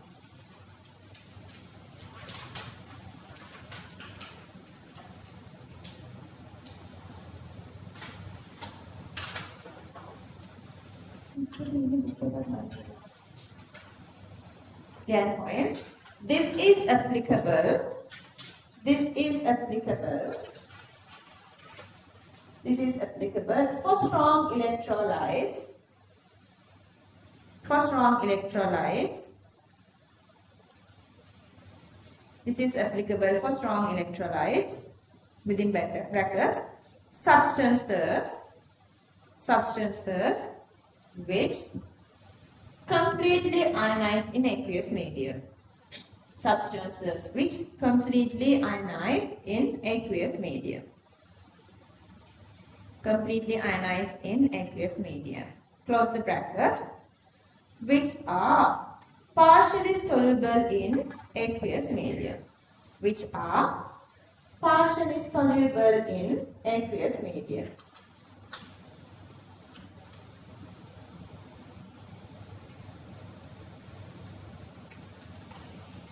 හරිද? අන්න බලන්නකෝ. ඔයාලා inorganic chemistry කරද්දී these are good precipitates, fine precipitates, heavy precipitates, good precipitates, even barium sulfate we were using for this gravimetric analysis. But here they are sparingly soluble. For inorganic chemistry, these are total good precipitates. But here we consider these are sparingly soluble. That's because even they are making this better precipitates, still a very little part of this can come to aqueous phase. And when it comes to aqueous medium, they are fully dissociating. So those solutions are called sparingly soluble. These precipitates. The meaning of strong electrolytes, whatever the soluble part, precipitate part is okay, soluble part is fully dissociating. Soluble part never existing as, let's say if it is AgCl, this never existing as AgCl, this is dissociating into what? Cl plus and Cl minus aqueous. Clear that? That is the meaning of strong electrolyte. Strong electrolyte means substances which are completely ionized in aqueous medium. ඕකේ එහෙම එකක අපි equilibrium constant එක derive කරන්න හදන්නේ. Let's say we have this AXBY solid precipitate, but part is coming to this aqueous phase. So this is the aqueous solution of AXBY. If you dissociate AXBY, X is the charge of B, B is supposed to be the anion, like sodium chloride, Na plus Cl minus. So this is the anionic part, so the charge is X, so that's supposed to go with like Bx minus. And A, charge of A is supposed to be Y, and A is the cation, so the cation is supposed to be A, Y plus, but X amount of A is there, so X is coming here. Y amount of B is there, so that Y is coming there. Just a normal writing the equation and the balancing, you can do that. Then if you write the Kc expression, you have AY plus to the power X, B X minus to the power Y, divide Ax By is solid. Remember the derived equilibrium constant. Same here, again the solid concentration are constant, so I'm going to add all these two constants together, and that is for the KSP, or the equilibrium of, or the solubility product. Clear that? Let's write the next point. When sparingly soluble strong electrolyte, when hanging, sorry. Copy these examples first.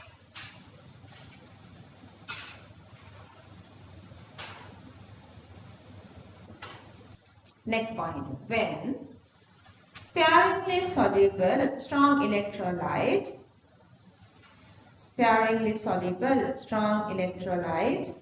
is in contact with its aqueous solution. Flowing equilibrium can reach. Flowing equilibrium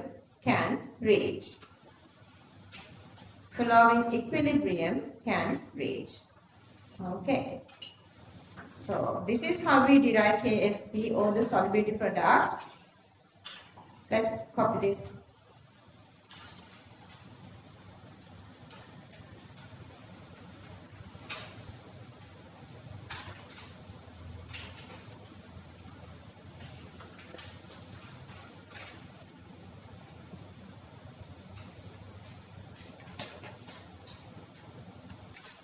Topic KSP.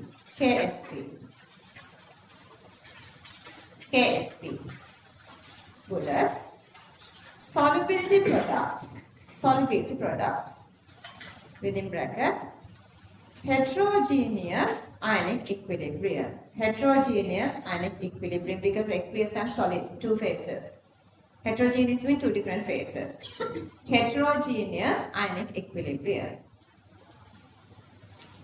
Units of KSP depends on magnitude of X and Y.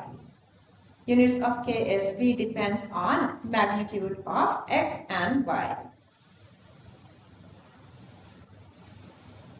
For a given compound, next bullet. For a given compound,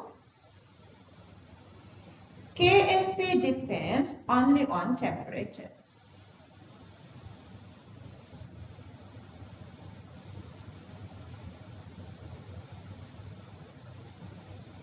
Next point. If standard conditions mentioned within bracket, concentration equals 1 moles per cubic decimeter. Concentration equals 1 moles per cubic decimeter, close the bracket. KSP is dimensionless. We know what is the standard. Standard means the same unit, so units are cancelling off. So that KSP is dimensionless. Topic solubility.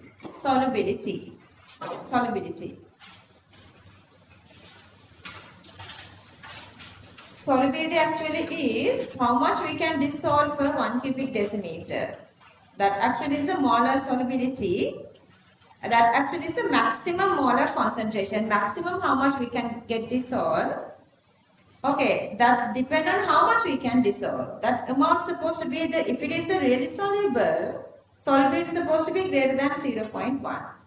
If the solubility, soluble amount become per cubic decimeter greater than 0.1 moles, usually call it soluble. Soluble. If the solubility is less than 0.1 moles per cubic decimeter, that is a sparingly soluble. In between that 0.01, 0.1 and 0.01, that is called, in between these two, that is called slightly soluble. Molar solubility is the maximum concentration that you can dissolve. Let's write those simple points. Solubility is the maximum amount. Solubility is the maximum amount of moles. Solubility is the maximum amount of moles that can be dissolved. That can be dissolved in 1 cubic decimeter of solution. 1 cubic decimeter of solution. 1 cubic decimeter of solution.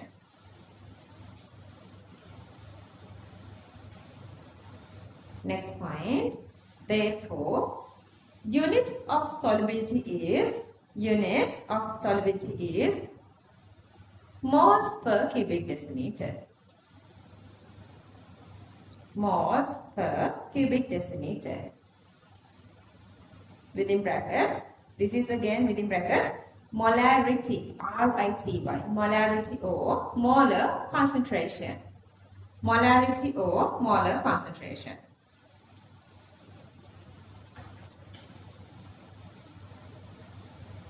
Next point, for a given compound,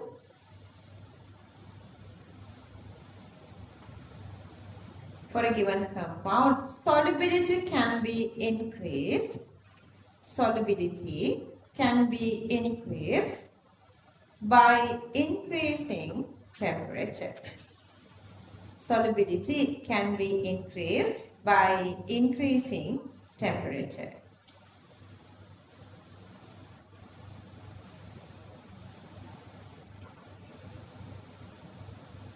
Next one.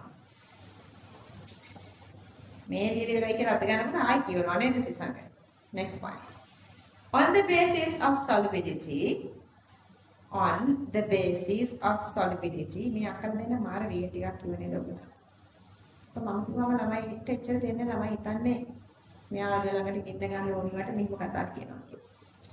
On the basis of solubility, salts can be classified into 3 categories. Salts can be classified into 3 categories. Why that?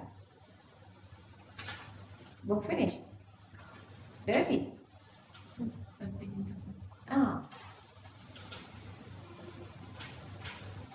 Okay, let's copy this. Solubility can be classified into 3 categories.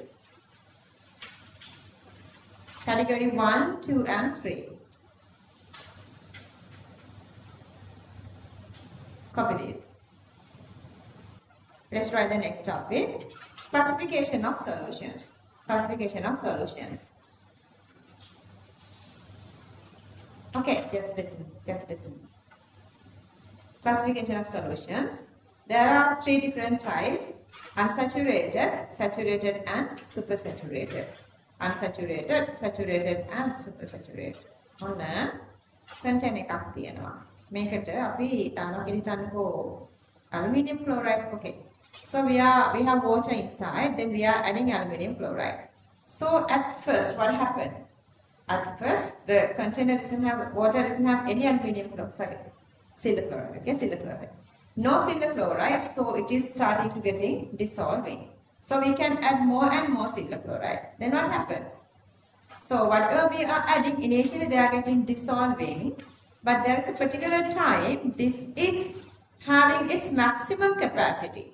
So whatever the maximum capacity which is possible to exist inside this mixture, let's say it is there.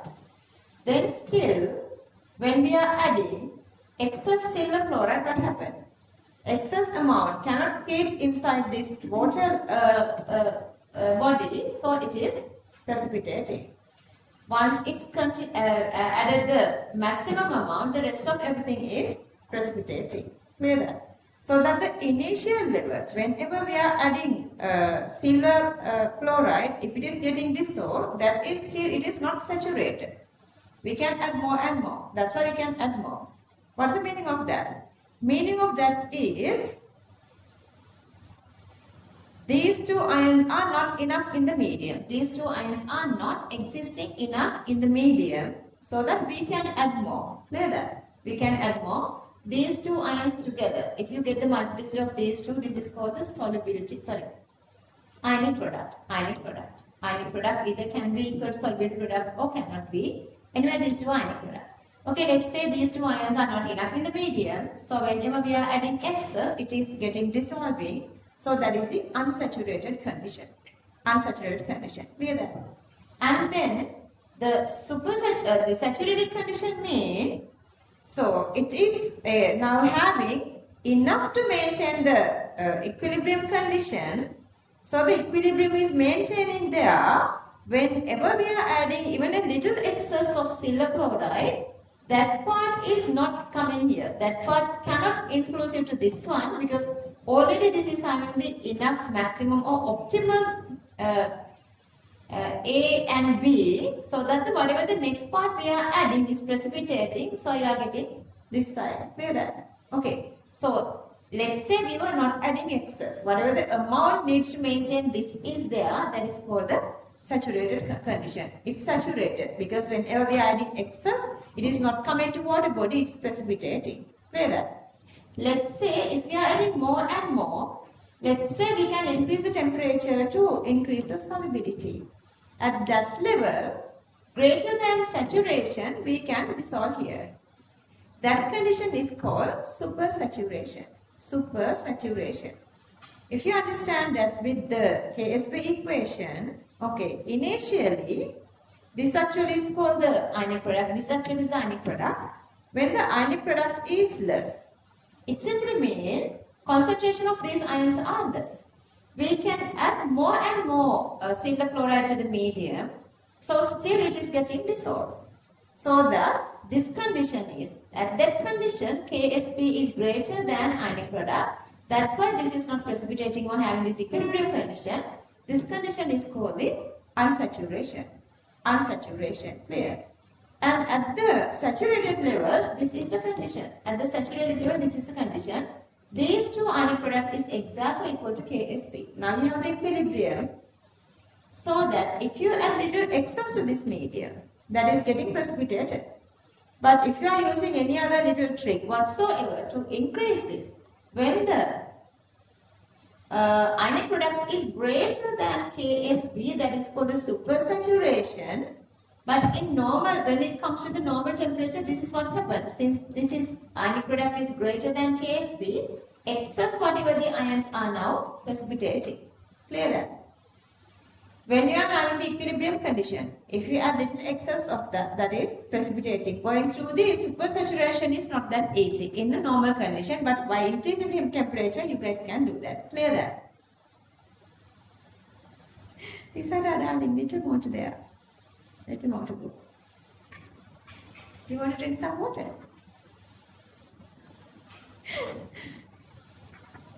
Chutak, use and chutak. Okay. Initially, when we are adding any solvent, who has water? Have you water dinner? Are they? Product ice dress කරයි. They're happy when it's 40 minutes when the class is. Okay, so initially we have the highest concentration, let's say the highest concentration. So with the at that level, highest dissociation is there. Highest dissociation is there. So whenever we are adding more and more, dissociation become decreasing because the solution is starting to saturate. Clear? When the solution is having enough, let's say HeCl, He plus and Cl minus, it doesn't need to get more and more. So whatever we are adding is then decreases its dissociation, but at the same time when we are adding excess, that part is also trying to precipitate. Whatever the excess we are adding Seniru, that part is going through the precipitation. And when you are adding, let's say we are adding again more and more. So the dissociation is decreasing to a certain level and precipitation is increasing to a certain level. If these two rates are equal, that is the point they are reaching the equilibrium. Equilibrium level is the saturated level and that is the equilibrium, KSP. If the less ions are there, this is not reaching this level, so maybe you can stop somewhere here. So that is not still saturated, that is the unsaturation.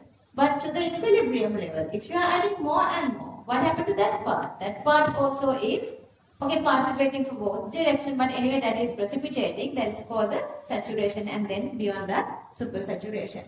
Are you guys understanding this? Okay. Everybody clear? So let's write these three Let's write these three subtopics. Don't write. Listen. These three subtopics: unsaturated, saturated, and supersaturated. Unsaturated mean ionic product. Let's say Cl plus and Cl minus. Ionic product is supposed to be less.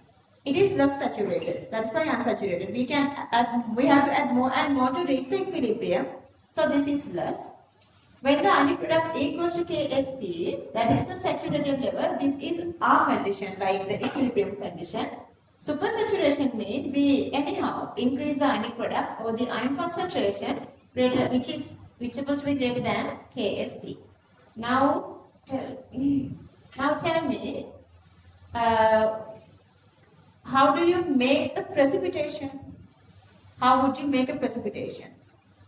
To precipitate any given compound, what is the requirement?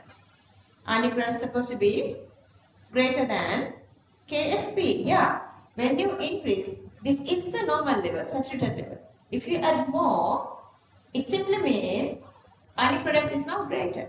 Whatever the greater part is now precipitating. So the requirement for precipitation is that the ionic product is supposed to be greater than KSP. Clear that? Whenever ionic product is greater than KSP, if the normal conditions apply, not like heating or something, then whatever the excess part is precipitating. Understood? That's how you prove in calculations whether a given compound is precipitating or not. You have to prove that ionic product is greater than KSP. Whatever the concentration of anions and cations are greater than what we are expected for equilibrium condition. Understood? Okay, let's go to these three now.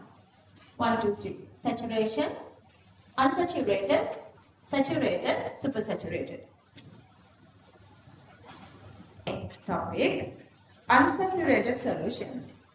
Unsaturated solutions. Unsaturated solutions. Points.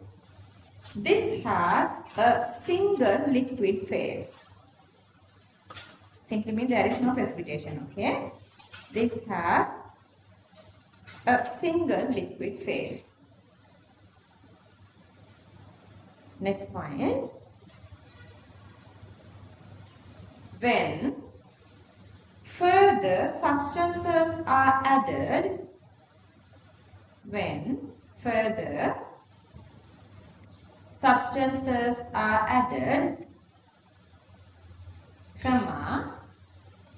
it get dissolved.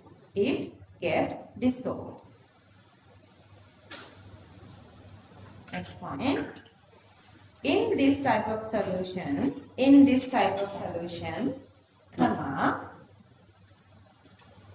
ionic product is less than solubility product. In this type of solutions, ionic product is less than solubility product. In this type of solutions, ionic product is less than solubility product. I want to tell you guys something else again. Even if, let's say, we are doing extra classes or revision or paper class or whatsoever, no extra charges, okay? Whatever the charge that you are doing per one single week, that is the only charge. There are no other hidden charges or something. So I'm just supporting you, okay? Remember that. Okay, copy this. For chemistry, if you want to go with other subjects, it depends. For chemistry, no extra charges. Topic number 2, saturated solutions. Saturated solutions.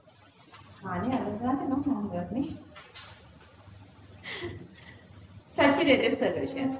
This has a single liquid phase.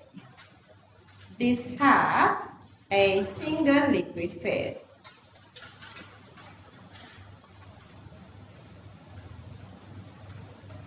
This has a single liquid phase. Next point. When further substance is added,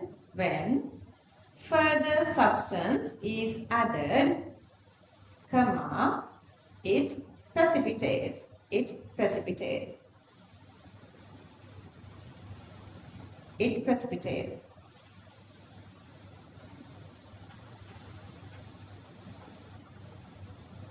Next point. In this type of solution, comma, ionic product is same as the solubility product. Ionic product is same as the solubility product.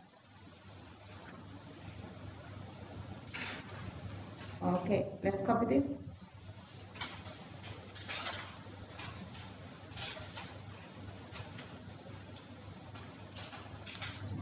Copy this.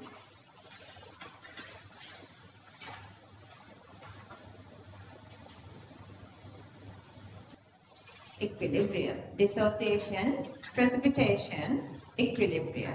Y-axis rate, x-axis time.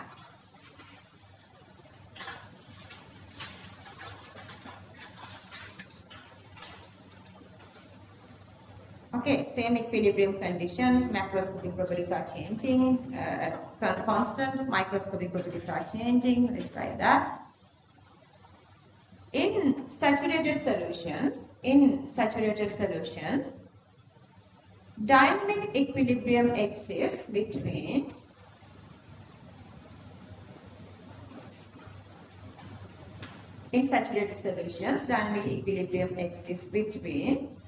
undissolved solids and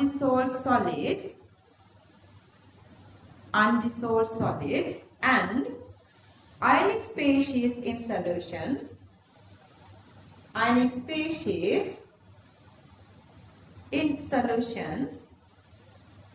and hence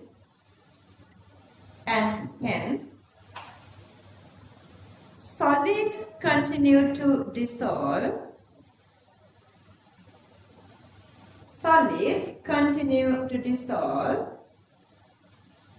and ion pairs continue to form solids. Ion pairs continue to form solids.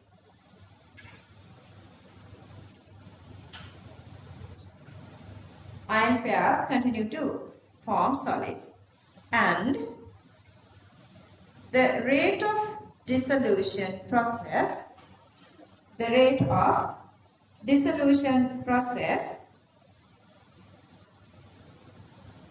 is equal to the rate of precipitation. Rate of dissolution process is equal to the rate of precipitation.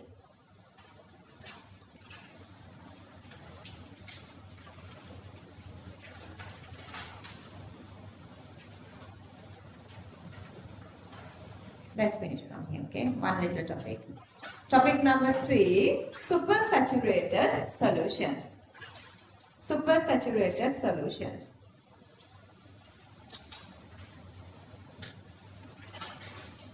Points. This has two distinct phases.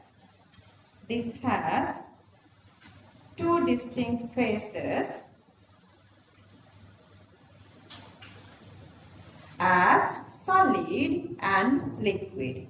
As solid and liquid.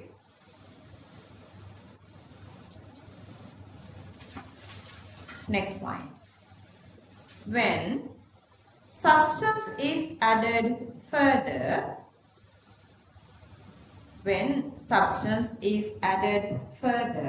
comma, that also get precipitated. That also get precipitated.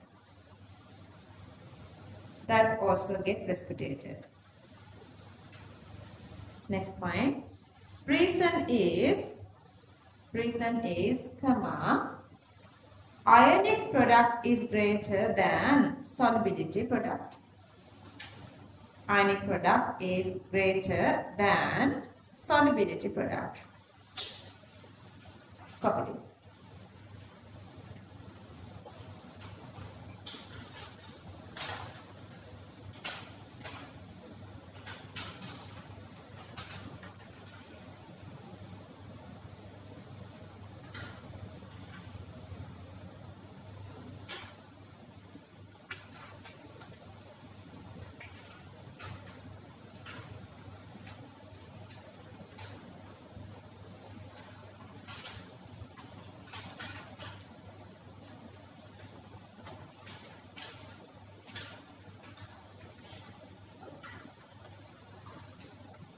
Okay, may බලන්නකෝ. I sodium chloride dissolution is difficult.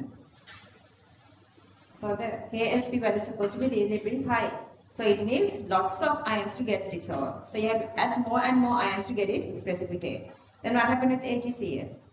Ksp value is very lower. So that with very low amount of the concentration of Ag plus and Cl minus, it's getting precipitated. So that is a requirement. So let's try. Are you guys okay here? The requirement to precipitate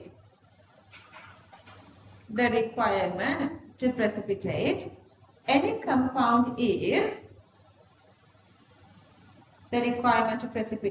compound is comma, the ionic product should exceed the solubility product. The requirement to precipitate any compound is, comma, the ionic product should exceed the solubility product.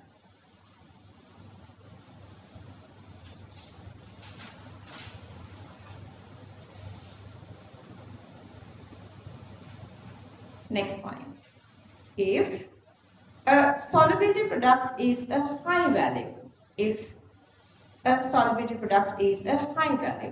comma, it is difficult to precipitate,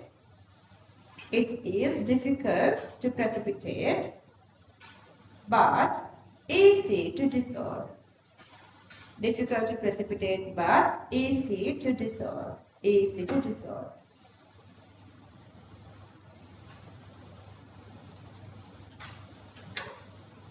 Example, sodium chloride.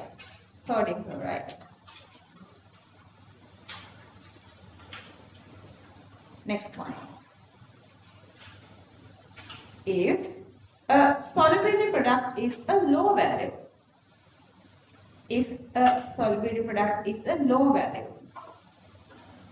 you would feel little like confusing now, but go home and just try to absorb this slowly. If a solubility product is a low value, comma, easily it can be precipitated.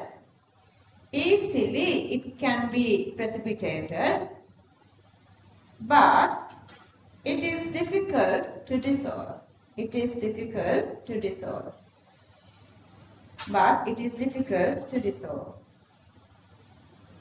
Example is AgCl. Example, Sinhala chloride. Next point. Therefore, a substance to get precipitate. Let's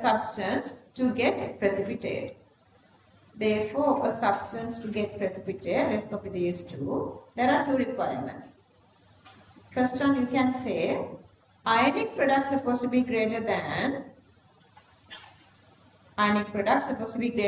KSP. Copy the first one, okay? Ionic product is greater than KSP. I have deleted this one, but it takes time. And the next one, concentration is supposed to be greater than molar solubility. So you have to fulfill either of these. Concentration is greater than molar solubility.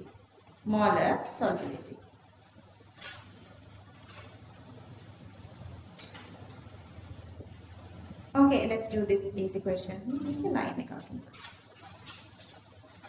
Q44.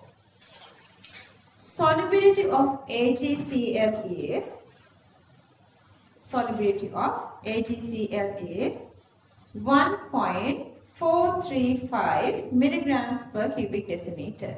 milligram. So after milligram එක work කරන්න බෑ.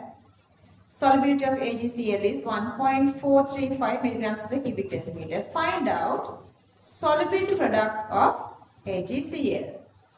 Find out solubility product of AgCl.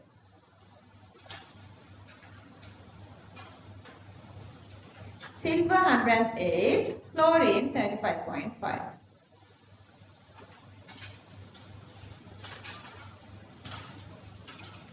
Okay, so this is a normal method that you do such calculation. It's very easy.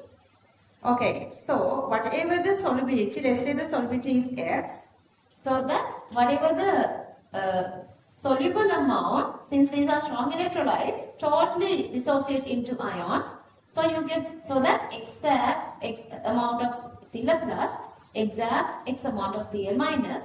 So if you write the KSP, we don't write for AgCl. So the KSP equals Cl plus concentration into Cl minus concentration.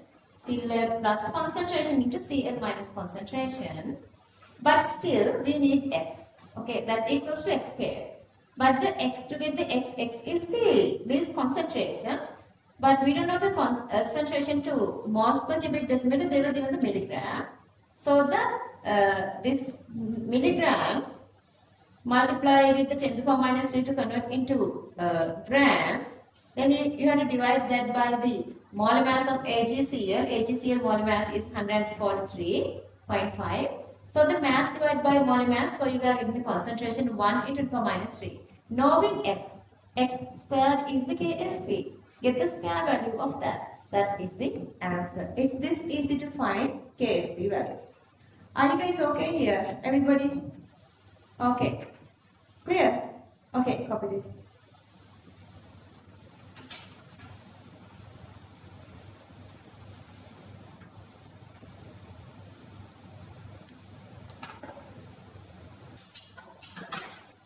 Q45. If KSP of He2Cl2, if KSP of He2Cl2 is 1 into 10 to the power minus 18, 1 into 10 to the power minus 18, mole to the power 3, decimeter to the power minus 9, this, okay. Find out solubility of He2Cl2. Find out solubility of He2Cl2. Equation is little new, so let's write the equation. Because you guys know this is Hg just dimerized because it's unstable as Hg plus, so existing as Hg2 plus. Anyway, you have 2 moles per cubic decimeter, 1 moles per cubic decimeter. That's why you have third power of all these. Okay, copy the equation, then we are done. Okay, so today we only did questions. We finished almost, like we finished actually the chemical equilibrium and also a major part of ionic equilibrium we done today. And today all day long we did only questions. These are applications. These are questions that you guys are using to identify or understand the theory of ionic equilibrium. These are not like questions that you are doing to check your knowledge. These are questions to convince you more about these part these equilibrium concepts. Okay, from the next week on, we're going to continue with this solubility product questions. Then after that, we have a little to go with this little part of this, and then the phase equilibrium. So that part will go like sooner. Just remember this thingy, unless otherwise you complete the tune book, question book. This is a physical chemistry unit. You wouldn't get the full understanding. To convince these better, I'm doing questions here, but you need to complete the full tune book to get with this unit. Okay, bye. Take care then everybody. Bye.